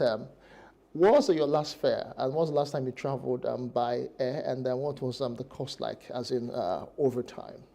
Okay, so essentially, we'll have seen that lately that there's so much going on in our aviation industry. My last local trip was to Abuja barely a few weeks ago, and it cost me, fairly something around 300,000 naira for a round trip, to Lagos. And also, we have seen what is also happening internationally too. So, I mean, I was in the UK a few months ago. It cost me well over $1 million for a round trip back and forth to the UK and Nigeria. But again, essentially, we have seen that there's so much going on in our aviation industry. And I don't think the manifestation of what we're seeing now started to happen recently. It's been happening gradually over a period of time. If you want to, for those of us who are students of history, if you want to trace it back to 2002 when our Nigerian Airways were, practically liquidated. 2004, sorry. And we have seen that over time, the prices of tickets for aircraft increased over time. Last year, if you want to go from Lagos to Abuja, it will only cost you a round trip of about fairly 100,000 naira. But this year, we've seen that it's well over 300,000 naira. That's even if you book on time. Ahead. So I know somebody who had to pay almost $500,000 to go to Abuja. But Mustafa, it is just a flight that's on the average an hour flight, or maybe if it's a round trip, let's say 2 hours or at the most 2 hours 30 minutes, 3 hours. So how come we're paying so much in our country when ordinarily it should not be so? Because if you look at it, I don't understand why. Is it that we're also battling the same issue that we have locally as per land transportation with the fuel scarcity, or is it an aviation fuel hike, or what exactly, or is it the main costs? If you listen to a submission from the Minister of Aviation and Aerospace Development, Festus Keyamo, recently, the reason for the hike in the airfare is because of shortage in aircraft that we have. As of 2022, the total number of aircraft that we had in, flying domestically, we had in Nigeria is about 107 aircraft. But as of last month, the total number of aircraft we have currently flying domestically is about 67. So if you look at that, you see that there's a 39% plunge in the numbers of aircraft, flying, servicing 220 million Nigerians. So naturally, if there's no adequate aircraft, there's going to be an increase in price because the demand for people who want to travel by air has increased over time because our roads are not safe. And we have said it that we don't. I mean, aside from flying by air, we have other modes of transportation that our government needs to also strengthen. If our roads are safe, there's going to be practically nobody will be flying. For me as a person, I even prefer traveling by road because there's a lot of entertainment that comes with it and all that. It's fun. What you see, on the road. But if you want to ask me, a lot of people even have phobia for flying. So, but because our roads are not safe, that's why the only means of transportation right now that is safe and fast is by air. And that's why you have seen the increased amounts of price for tickets for flying, locally and even internationally. And even further going, the Minister of Aviation also said that the scarcity of dollars also is a major problem for local operators who have airlines, and that's because most of the times they want to buy their spare parts, and there's no dollars for them to buy spare parts. Because it has to be done internationally. It has to be done internationally. So all these are attendant, effects of not having policies that will enable these local operators. We've seen airlines that have folded up. I mean, with KLM and all that, a lot of them have even gone moribund. So those are the issues. So I think that over time, we need to understand how countries like Ethiopia are able to keep up to that standard. Okay, I get all of that, most of it, but the challenge right now, you talked about how, we don't have much aircraft, to cater to local demand. Yes. So what can we really do in terms of maybe public private partner? Because if you look at it, the aviation sector, to operate in it is really very, very capital intensive because, even to do maintenance, because they have lots of checks they do C checks, they do D checks and all of that. And most of them, you will agree with me too, is done internationally, and they have to source for, forex to do that. So how can the government maybe come in terms of, since the local industry is suffering, in terms of maybe giving some sort of support, for, industry players so they can actually find a headway or something? So over time, we've also been, trying to emphasize on, of course, public and private sector partnership. Sadly, the private sector are the ones trying to salvage so many situations right now with the airspace and all that, because if you look at most of the local operators right now, they are all privately owned. True. Perhaps I think fairly one of the best local airline right now is still Ibom Air, and I think also a lot of them have private ownership and all that. But for me, I think the government needs to look at ways to make this operation very easy for these operators. There's so much. Sometimes they complain about double taxation. They complain about the government tries to make them off so many rates and taxes, and it becomes too much overhead expenses for them.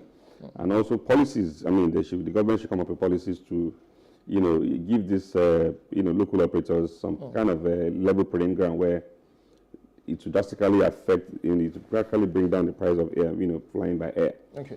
Because the reason why I asked that, because over time, you've known what's happened with Nigeria Airways, Air Nigeria, the whole talk of a national carrier, even the one that is still ongoing now with what happened with the former aviation minister and the Ethiopian airline and all of that. No, what happened to the former aviation minister was a national embarrassment. The reason I'm asking that, because I think we still need the federal government's interplay in all of this. Because if you look at local transportation, specifically land transport in Lagos, the Lagos state government sort of came into the picture with the bus rapid transport system, a transit system, with the BRT buses. And over time, most Nigerians, they still use that to fly. That is their own way of supporting. And when there were issues, the state government still came around to cut the fares by half. So because there was a story in the news that the federal government was mulling merging ARIC and aero contractors into a national carrier.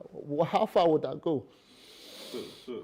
Maybe if they join them into a national carrier, maybe they might look at the issues of aircraft, scarcity, or not scarcity, as in less aircraft, so that they can cater to local flyers. So for me, I'm still very much surprised that a country, a 63-year-old country like Nigeria, is struggling to have a national carrier, not even a local carrier that is government owned, and that's one of the reasons why we have this hike.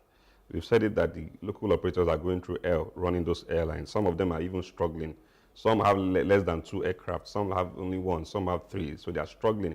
That's why when you go to airport now, if you have a local flight, a domestic flight to catch, if you're not careful, you will miss that flight because they come up to cancel flights. We saw a case of a particular influencer recently, complaining about how his flight was cancelled without any reason.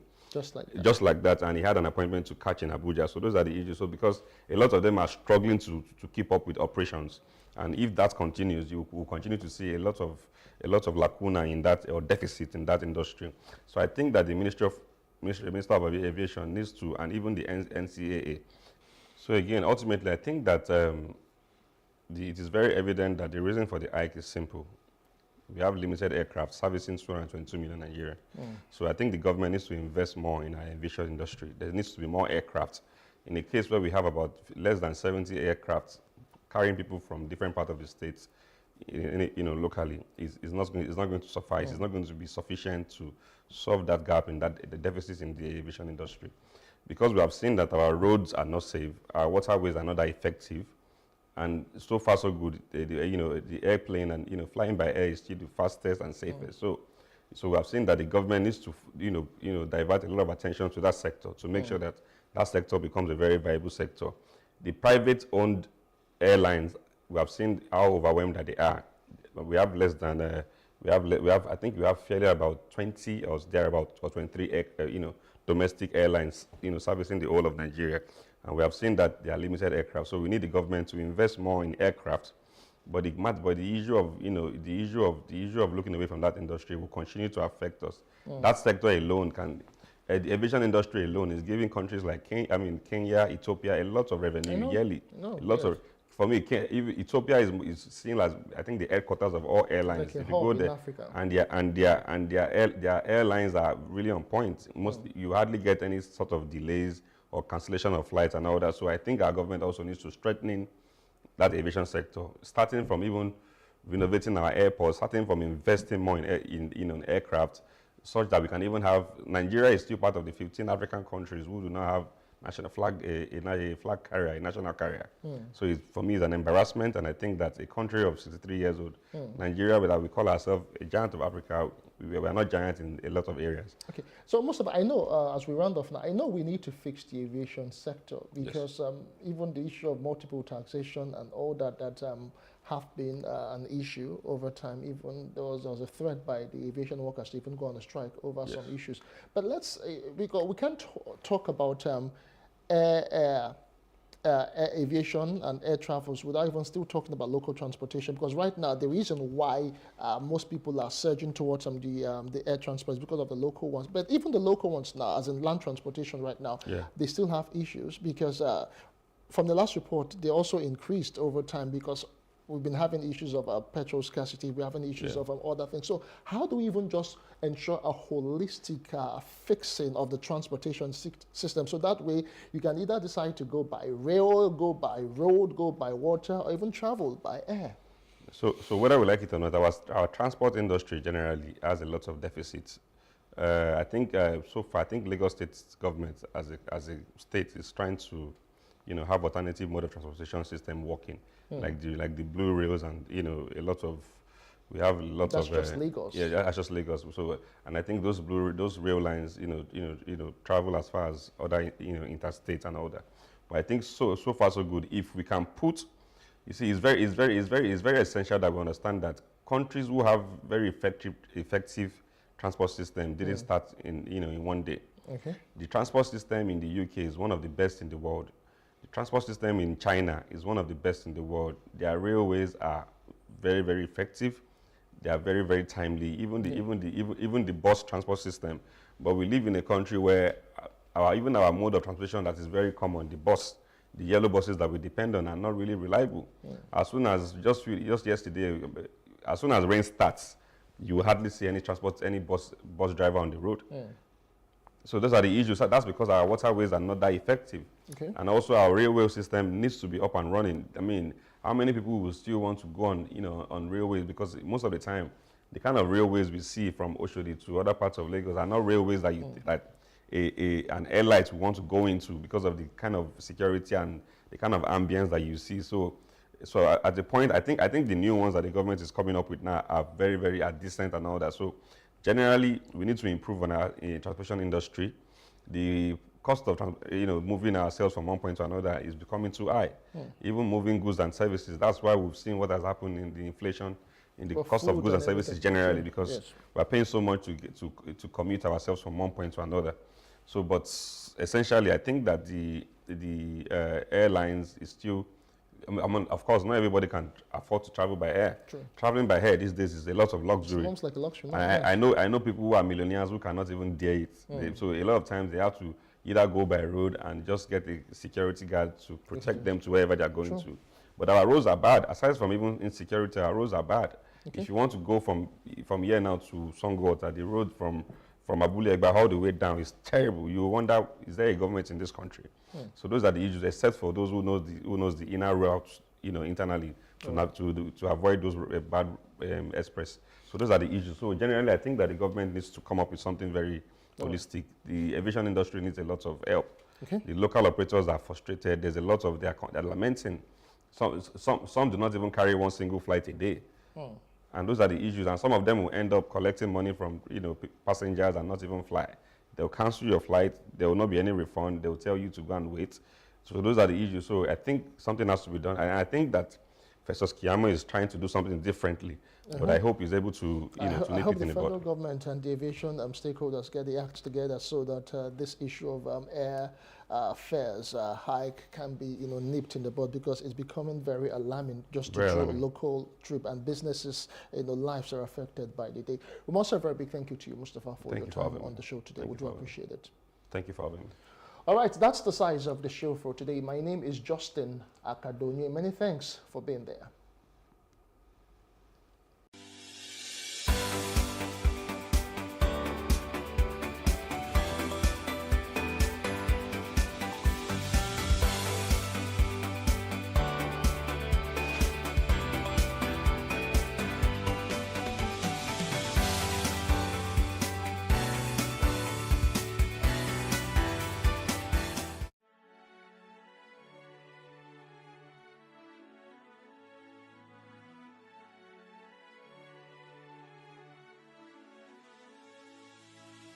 It is engagement we need to have. Those who suffer miscarriages are never taken into account. Members of the National Assembly are also influence peddlers.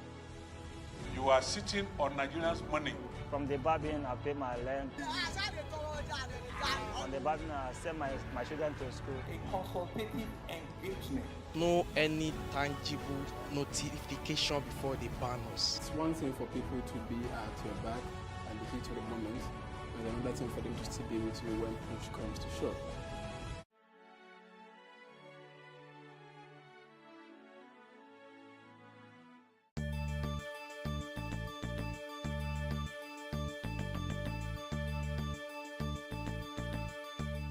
Fever is a clinical condition where there's an elevation of the body temperature above normal. Many times, the regular body temperature is between 35.5 degrees Celsius to about 37.4 degrees Celsius. Anything above that can be classified as fever. In some cases, there's a difference between fever and hyperthermia. Especially when the person has been exposed to a hot environment, coming out from a hot sun, or a natural raised body temperature. But aside that, once there's a raise in body temperature beyond 37.4, you can classify that as fever. There are several causes of fever in children. One of them includes sepsis. Sepsis means the invasion of the body by microbes, by bacteria, or by microbes generally, which could be either bacteria, fungi, or even virus, right? That is sepsis. Okay, it could be parasitemia, especially more in our local environment where there's malaria. Okay, it could cause fever. Other conditions could be dehydration is one major cause of fever, just like a regular car. When there's an overheating, you know that the water is drying up. Same way it is even in a child, especially when they are dehydrated, they are prone to having fever. These are the major causes of fever. There are several other causes of fever that can happen, but key factors are one, sepsis, which is the invasion of microbes, and especially when there are open wounds, maybe there's poor hygiene in situations where there's stooling and vomiting. There could be inhalation of microbes. An example, in cases of asthma, bronchopneumonia, there would always be fever. So most of these clinical conditions where there are infective causes will produce fever. Other causes, like I've just said, parasitemia, things like especially malaria will produce fever. And lastly, dehydration will produce fever. Well, practically, fever in itself is a symptom. So what are the symptoms to look out for in fever? Is the raised body temperature. But more importantly, when there is a raised body temperature, it comes occasionally with some degree of weakness, some degree of unwellness. Many other times, the fever could come with thirst. There could be a need for a lot of thirst. That's when you also know that dehydration is one of the causes. One of the other things to look out for is any other surrounding symptom around that fever. And of course, any other surrounding symptom. For an example, open wounds, like I've said, and any form of infection. First, every mother should have a thermometer. You don't say that my child has fever because you touched the child. Oof, it's hot. Fever is not measured by your hand. It's measured by a certain device called a thermometer. And it's simple. There's a handheld thermometer and there is the thermometer, the auxiliary thermometer or the mercury thermometer. Now, this particularly tells you this fever. The moment you notice fever in your child, that's not when you're rushing to get all kinds of syrup. The first thing is to expose that child. Now, one thing I failed to mention is that fever sometimes could come with chills. Depending on the age of the child, come with chills. In worsened situations for older children, it could come with rigor. So that person, the child is feeling cold and asking to turn off all the fan, and in other conditions is already shaking. Now, this shakiness is because the body is trying to produce heat, and so is vibrating, all right? Now, when you notice that because the child is feeling cold doesn't necessitate covering and turning on the fan. No, that's even when you expose. That's when you want to tepid sponge. Tepid sponging means dipping a towel into normal water and tabbing over the body. It's not bathing with cold water or ice blocked water, right? So you use normal water and tip a sponge, wrap around until that temperature comes down. If that temperature is not able to come down with that, you can advance to the use of simple drugs like paracetamol. The use of paracetamol has almost no contraindication, especially if you follow the prescription. So when you use it the first time, you could do as much as 6 hourly, all right? But if you do for 1, 2, 3 times, and this fever is relapsing and going and coming back with the use of paracetamol, I think that's the right time to go to your doctor. Now, many times many mothers want to use ibuprofen. I don't recommend that you go as far as using ibuprofen. You could use it, but use it on your way to the hospital to see your doctor. So basically, fever is one of the most predominant conditions in children, and it can, if not properly managed, especially in children between the ages of 6 months to 6 years, it can result into something we call febrile convulsion, where the child begins to shake, and of course that damages the brain. So in other words, you must prevent the escalation of fever by constantly controlling it. And if you do that for 24 to 48 hours and that child is not getting better, I advise you go see your doctor. My final word is that fever is not a symptom on its own. Many things cause it. You don't treat the fever, you treat the cause of fever. Fever many times comes with association, and you want to find out what are the other associations. And when you take a close history, you see that that fever has progressed into something else, maybe cough, maybe stooling, maybe diarrhea. These symptoms help the clinician to find out what is wrong with the patient.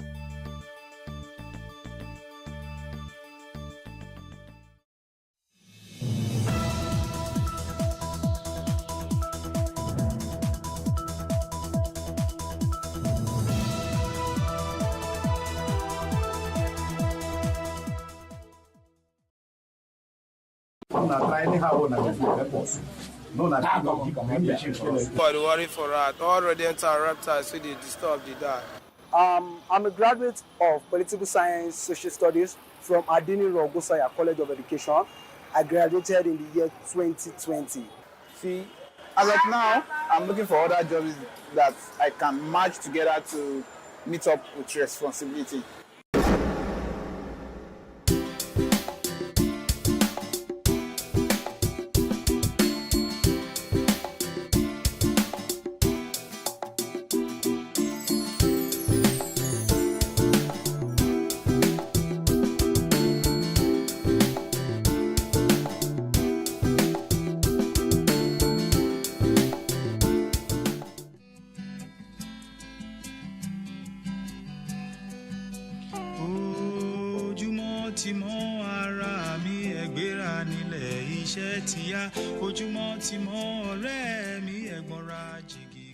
One time I remember trekking from Oriental Hotel to Eco Hotel, dropping my CVs at every place, dropping my CVs at different restaurants, different bars, different hotels, just hoping for something. Pius is a graduate of computer science, but he drives an Uber for a living in the city of Lagos. Although underemployed, Pius is considered a tad lucky because 41% of the labor population with bachelor's degrees are without employment. I got several jobs. When I go for the interview, I'll pass it. They'll say I'm too young, they want an older chef. And then so things like that were very, very frustrating. They almost pushed me off the edge. I was almost at the brink of going to call my friends and be like, okay, let me learn this year with you. But I just decided to keep pushing. Then I heard about this Uber thing. I got my first car. I was driving for somebody. I was supposed to be paying the person 25k a week. But sometimes when I walk, the car was having so much issues. If I make maybe 20, 30k in a day, the car, I'll end up spending like 27,000, 25,000 on fuel. So I couldn't keep up. I had to go for another car to another car before I finally found this one. And this one I'm driving to own the car, and I'm almost done with it. Presently, 1 out of every 3 Nigerians that are able to work are unemployed, according to the National Bureau of Statistics. 23.2 million Nigerians are out of work. That is almost the entire population of Sierra Leone, Liberia, and Gambia combined. While Nigeria's youth population has increased much In the last 1.5 decades, the available economic opportunities are shrinking. Nigeria is facing an increasing youth bulge with over 123 million young citizens, but there are just not enough jobs for these youths. From 2015 to date, I found myself jobless. Now presently I'm managing a job, electrical job, which I invested my money and went to go and acquire some skills, which is providing money for me now. Instead of me searching for a job, my father just advised me, instead of you working somewhere, killing yourself, you know what the country is now, just go into this. And I thought of it, I started making research, then I started doing my father's business. And that was how I started selling ads. I sell ads here and there. Up to date, if I see a job, I will work, but if the pay is meaningful, because now they can't give me a job that will be earning like 45,000 or 50,000, because now through my electrical job I'm doing now, I earn more than the salary I think they will offer me now. The dire unemployment situation, which some believe is more severe than reported, has been made worse by the coronavirus pandemic, which has led to shutdown of businesses. The adverse effects of this rising unemployment rate in Nigeria are becoming enormous and far-reaching. Where there is unemployment, there is psychological desperation in itself, the sense of not having something to do. Then you also have the cogent economic consequence of not having money to spend because you're not working. This economic consequence then falls into a sociological consequence, which is a criminal side, because if people cannot fend for themselves, they either beg or steal or engage in any kind of disruptive criminal act. For these reasons, for these three reasons of psychology, sociology, and economic reasons, it is very important that we take the issue of unemployment very seriously.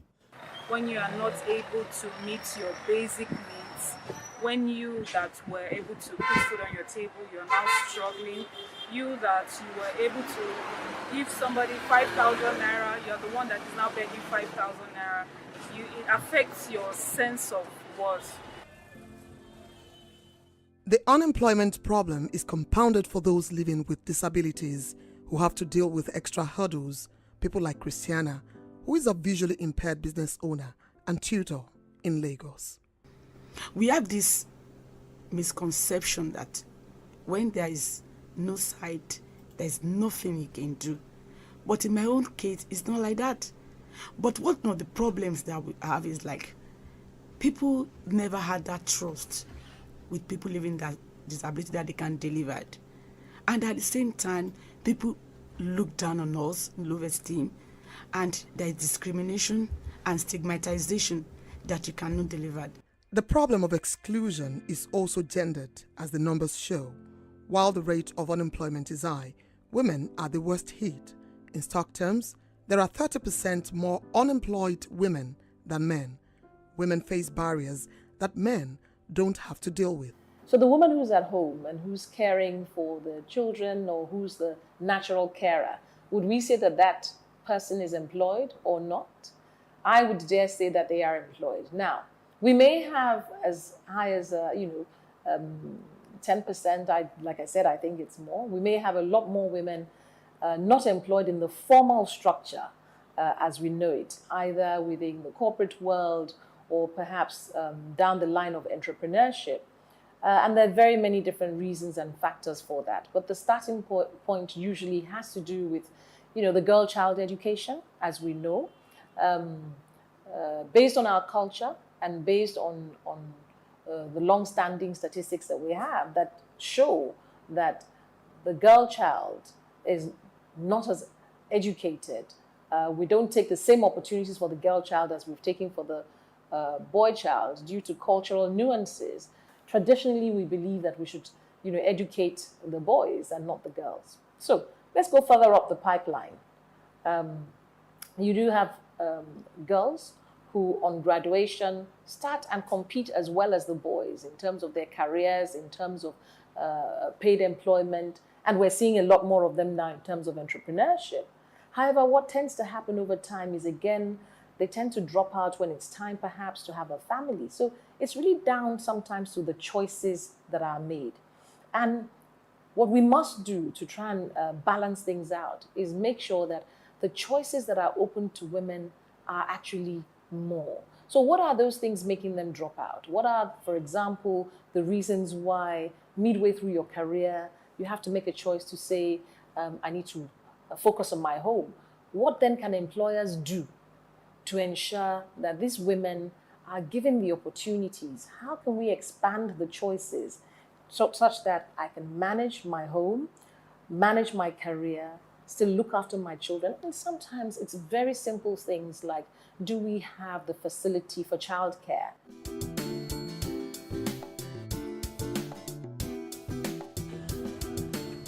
Unemployment in Nigeria is not just about availability of jobs, but also about the education system producing the right type of manpower in the right quality and quantity to industrialize the country. State actors and stakeholders say many Nigerian youths are not employable because their skills are largely divorced from labor requirements. I think, in my view, reviving our technical and vocational education and training systems, it's not optional. As a matter of fact, it's where we must go, pari passu, our other academic institutions like universities and co, such that you find that we have a lot more focus around disciplines, around trades, around disciplines, around specializations.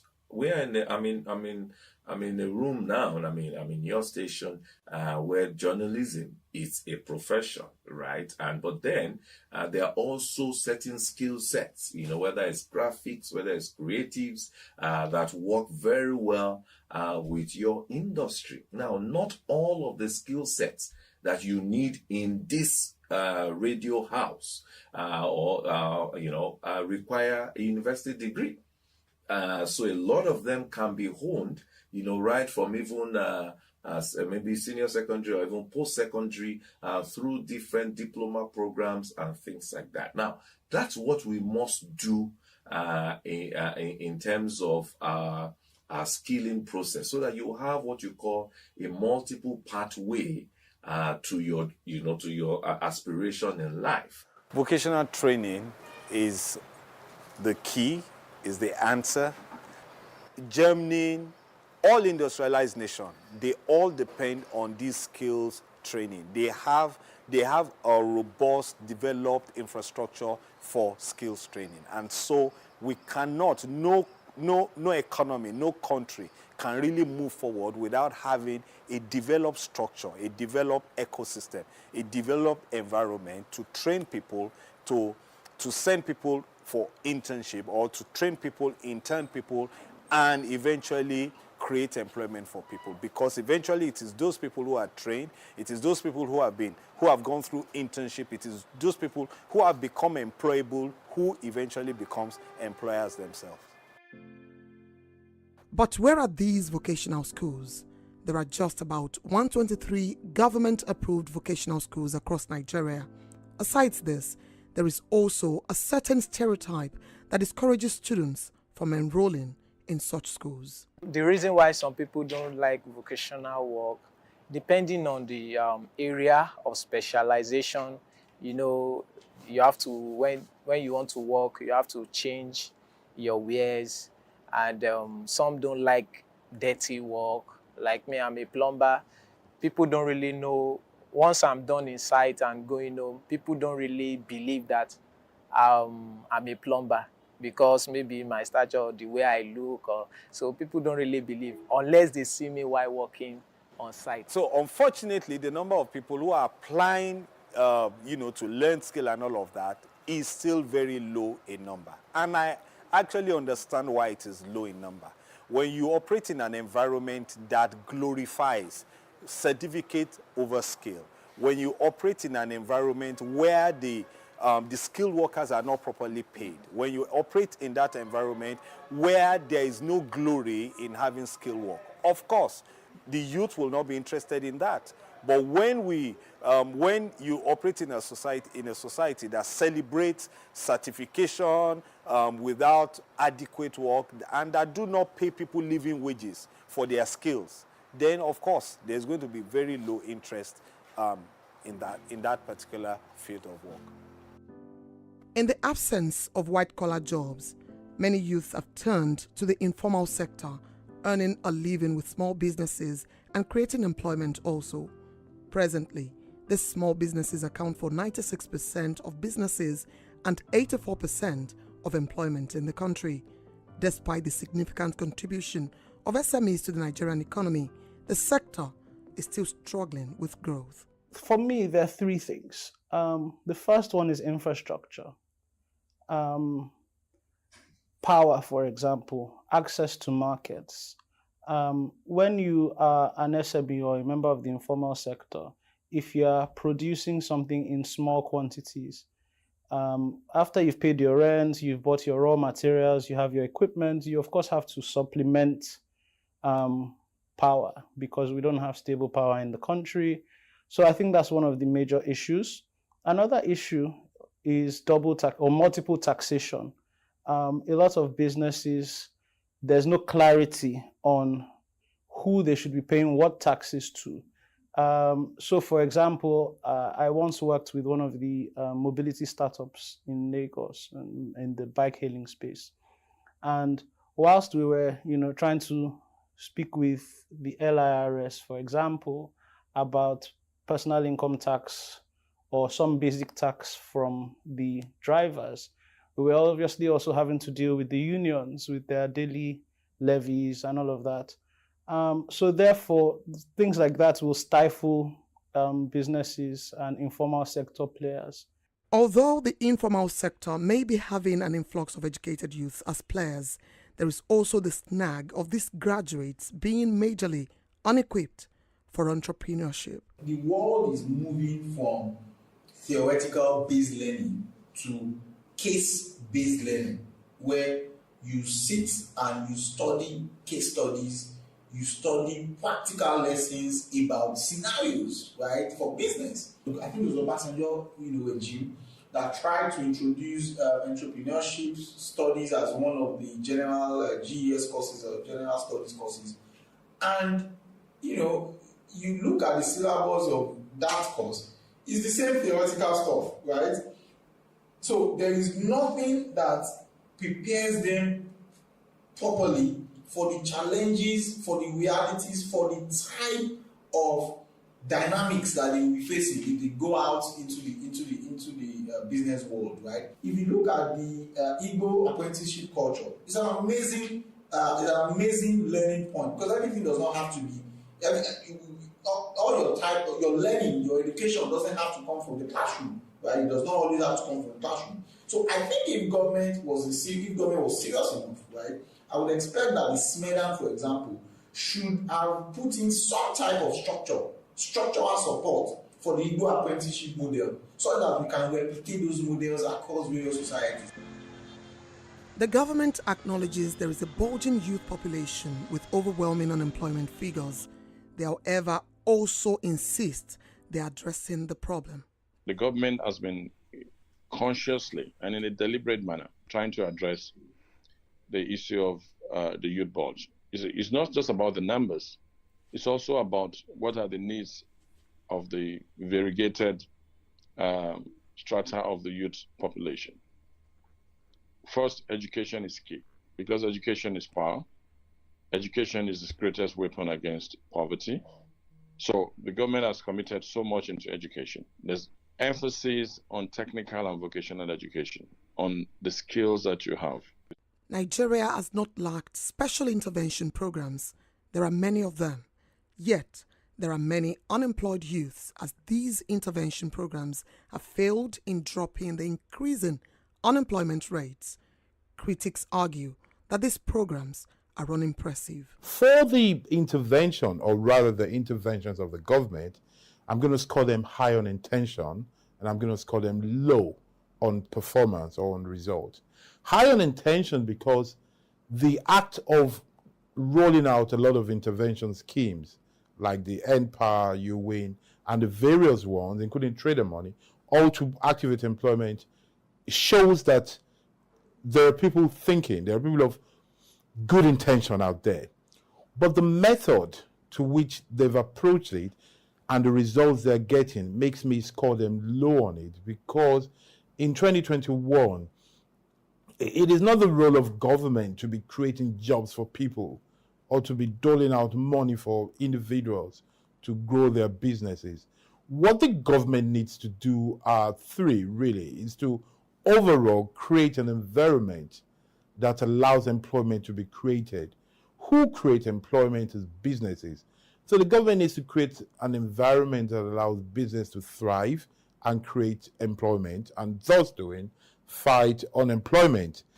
Government will tell you, BOI, CBN, all of these guys, they'll tell you that we are providing interventions for MSMEs. So we have this 10 billion, we have this 100 billion for MSMEs. And then they will give you the guidelines. And then in the guidelines, you will see that they need you to be registered with CAC, they need you to have a bank account, they need you to have a business plan, they need you to have a financial statement. Look, that already by design excludes majority of those in the MSME space. To bridge its unemployment gap, experts say Nigeria will have to create 5 million jobs annually for the next 10 years. Is the Nigerian government ready to tackle this problem? If Nigeria is to turn its large youth population into an advantage, then Nigeria has to rapidly reduce the disastrously high rates of youth unemployment. You see, luckily and unluckily for us, we are an underdeveloped country. And most of what we have, what we need, we don't have enough of them. We don't have enough schools. We don't have enough hospitals. We don't have enough, almost anything. I can't think of anything that we have enough of. That problem of scarcity of assets should become the solution to our problem, in the sense that we should just sit down and try to create what we lack. To create what we lack, we need to think of what is needed. Why is it that we're not producing, and why is it that we're not consuming what we produce? Why is it that there is no urge to produce? Why are we having more pastors and politicians than manufacturers? If we want to boost Made in Nigeria, for example, I think we need to sit down and say, the first thing we need to do is perhaps create 5,000 production managers as a pilot scheme across the country, so that each one of them will go to different areas and specialize in one sort of production or the other. I repeat, I'm insisting on production, knowing fully well that where there is production, accountants will be needed, photographers will be needed, salespeople will be needed. The core of progress since the Industrial Revolution lies in production. They really need to go fast because boys are not smiling, and then it can lead to early bloodshed. Early bloodshed in the sense that there will be serious competition. Boys need to smile again. Boys are willing to get their hands on anything just for this bag. And the government, if they are this slow, they will not be able to withstand what will come.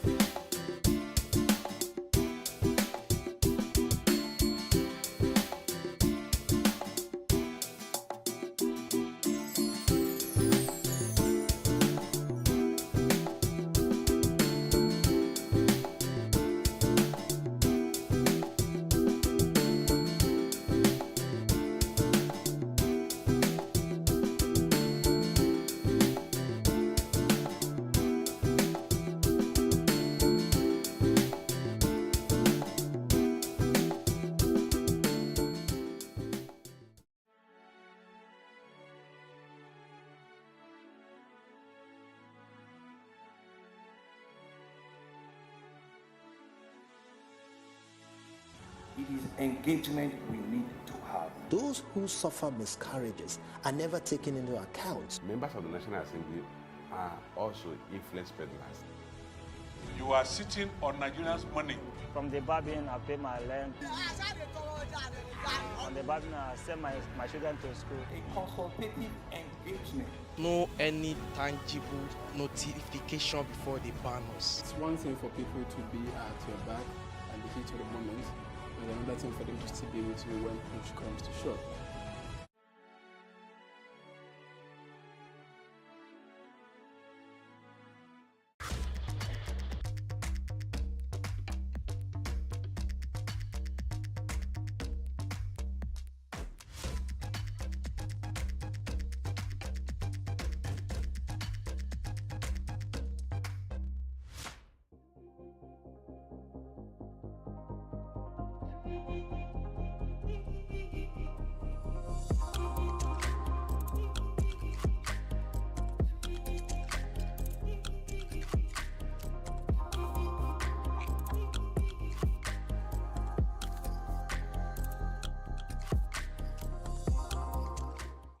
My signature on my paintings are Kike Johnson, but I mean, yeah, I think so.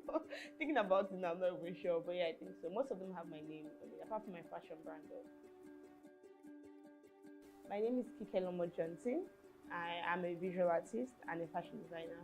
My art is inspired by a lot of things, by Black women, by colors, animations, different things, a lot of things that like inspire me, but I naturally enjoy drawing Black women. I think it's amazing, yeah. Yeah, sometimes I have artist block where I want to draw something, but I can't, I just get like, okay, I don't know what to do, or I just get, it's just a block, you know, so sometimes I have to get out of that phase by either drawing something else or creating something different, or maybe getting inspiration from something else totally different from what I am doing at the moment. So that way I get inspired again and I get to draw and actually do something. Black women are amazing, number one. We have a lot of amazing features. You know, as an artist, there are different things I see. Like I can see someone's face and I'm like, oh my God, I need to draw that, the angle, you know, just different things on the face that makes it very interesting, you know, to visualize and to draw. You know, and then we have different skin tones. So it's just amazing to see how you can blend colors together to get a particular tone, you know, and you can have 5 different women with 5 totally different skin tones. And it's just, every time I see someone, I always look through, you know, look at those things, the shadow, the light, you know, and all of that. I think I enjoy the process most about expressing myself through art. I enjoy how it's done. I enjoy seeing the finished product. After spending like 6 hours drawing something, I'm like, okay, I think we're good to go, you know. I enjoy the entire process generally. I just like doing, so there are days where I don't want to create portraits. I draw maybe something minimal. I can do like a minimal line art. And it's okay, this is all I'm doing today. You know, and I enjoy the process of that. That might take me 30 minutes, but I still enjoy going through that process.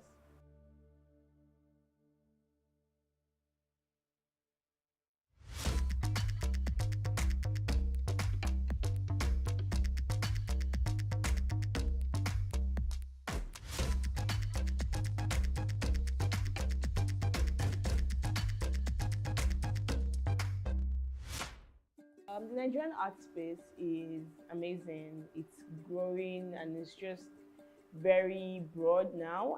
There are a lot of opportunities for people like me in the industry.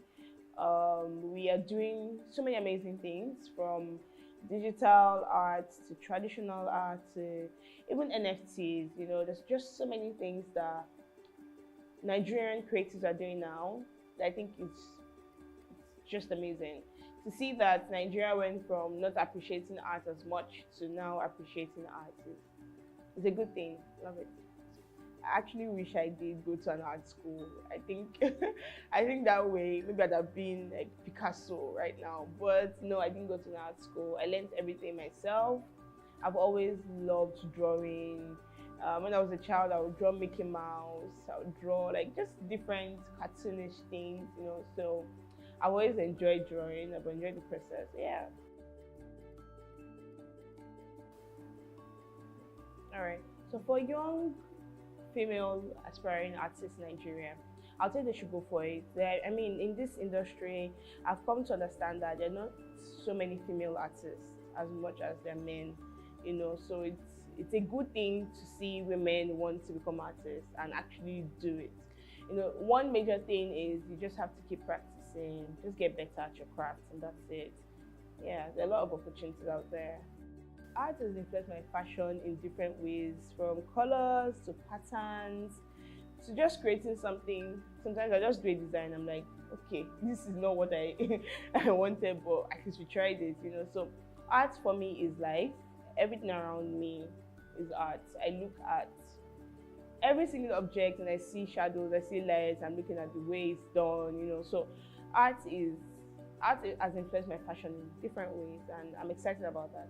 I mean, I enjoy it. So in a few years, I see myself doing amazing things, bigger things than I'm doing now, you know, in the international workspace, nationally, and you know, just doing, I hope to have a major studio in a few years' time where, you know, anybody can just come to us and say, okay, I want to create this type of art, and we can have someone working in the studio create it. Different things, from animation to illustrations to different type of artwork.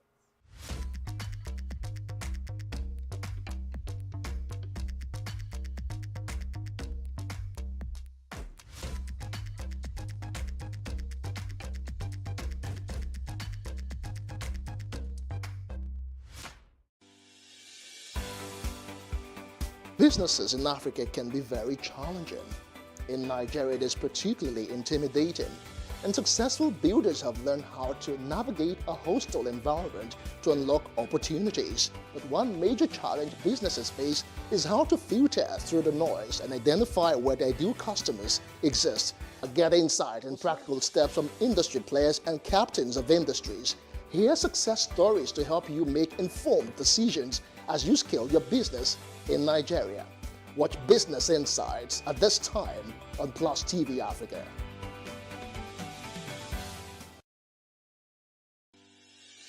Increase the reach of your events or business services. To advertise on Plus TV Africa, please call 0906 000 5719 or 0909 040 8408, or send an email to marketing@plustvafrica.com. Plus TV Africa. Big stories live here. Nigeria's Niger Delta region, from where the black gold fuels Africa's largest economy, where the lines between wealth and poverty has never been thinner. Conflicts, poverty, insecurity, and environmental challenges daily confront the region. How can the Niger Delta story be changed for the better? Join Mamode Akuga at 9 p.m. every Friday evening on Plus TV Africa as he probes deep in search of solutions. Inside the Niger Delta with Mamode Akuga, the authentic voice of Nigeria's oil-rich region.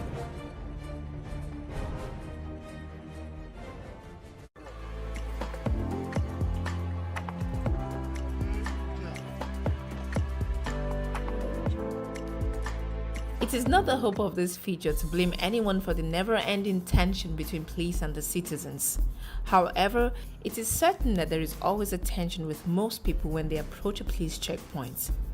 Many factors are responsible for this tension, including not knowing what to expect or do, seeing the police as the enemy, or even being guilty of an infraction. Many issues that go wrong at a police checkpoint can be linked to lack of proper communication and understanding on the side of the police force and also on the side of the citizen. Here are some tips listed by the police force about comporting yourself at a police checkpoint. Endeavor to slow down your vehicle. It shows that you're not reckless. It also douses suspicion that you're a criminal and may want to speed off.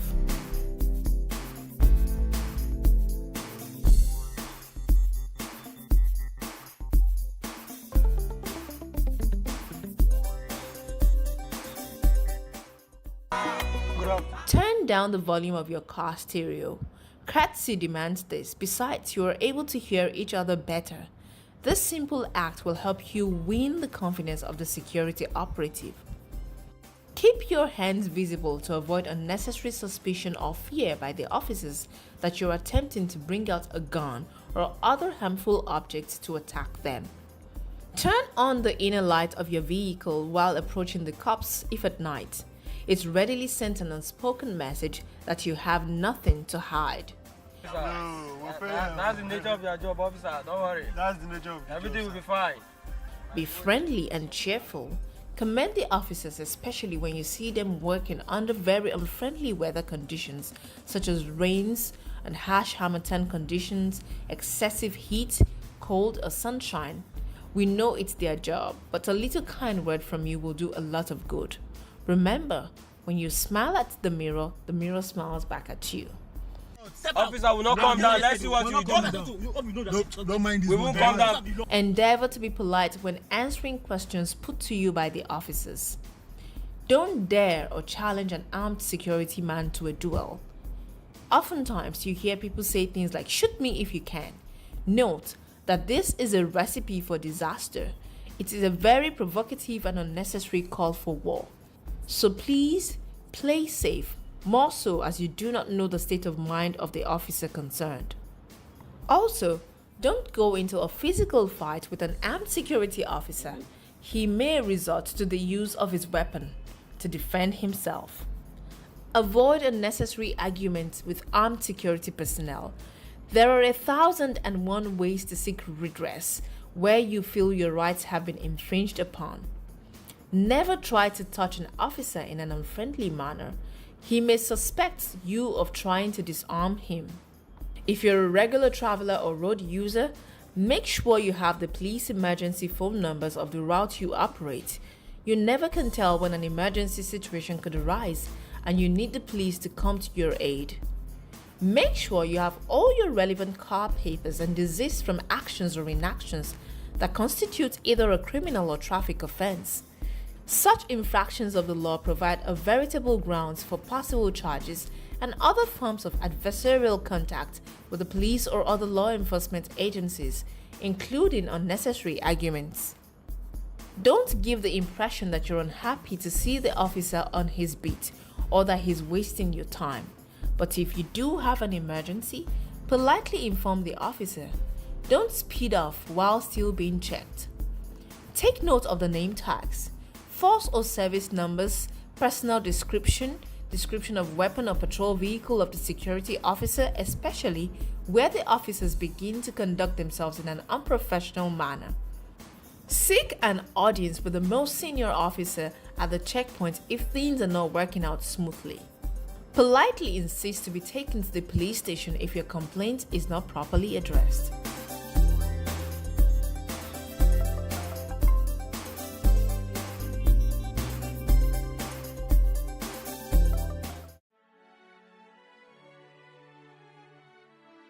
Engagement. No any tangible notification. Engagement. No any tangible notification before they ban us. It's one thing for people to be at your back at the heat of the moment, and another thing for them to still be with you when push comes to shove. Country, the Nigerian leader will attend the 9th Forum on China-Africa Cooperation Summit, themed Joining Hands to Advance Modernization and Build High-Level China-Africa Community with Shared Future. And this was disclosed in a post on X by the President's Special Assistant on Social Media, Dada Olusegun. President Bola Ahmed Tinubu arrives in Beijing for his official state visit to China. He will meet with President Xi Jinping, business leaders on the sidelines of the Forum on China-Africa Cooperation. Tinubu was received by Lagos State Governor Babajide Sanwo-Olu and his Kaduna State counterpart, Uba Sani. Minister of Works, David Umahi, the Minister of Finance and Coordinating Minister of the Economy, Wale Edun, among other Nigerian Chinese government officials. Earlier, the Chinese President Xi Jinping invited Tinubu to pay a state visit to China in September. The visit, according to presidential spokesman Ajuri Ngelale, is expected to enhance economic collaboration and attract investments to Nigeria. The president would also use the opportunity of his Asian trip to visit prominent Chinese firms such as Huawei Technologies and China Railway and Construction Corporation to accelerate the completion of the Ibadan-Abuja segment of the Lagos-Kaduna Rail project. And meanwhile, the Minister of the Federal Capital Territory, Nyesom Wike, has stated that he is happy working for President Bola Tinubu and the All Progressive Congress government. Wike, a chieftain of the People's Democratic Party and the only opposition member in the Tinubu's cabinet, made this remark on Saturday during the PDP Congress in Port Harcourt, the Rivers State capital. The former Rivers State governor asserted that he remains unapologetic about working for the Tinubu's administration despite the criticisms following his appointment. According to the minister, he's and is satisfied with his position in the current administration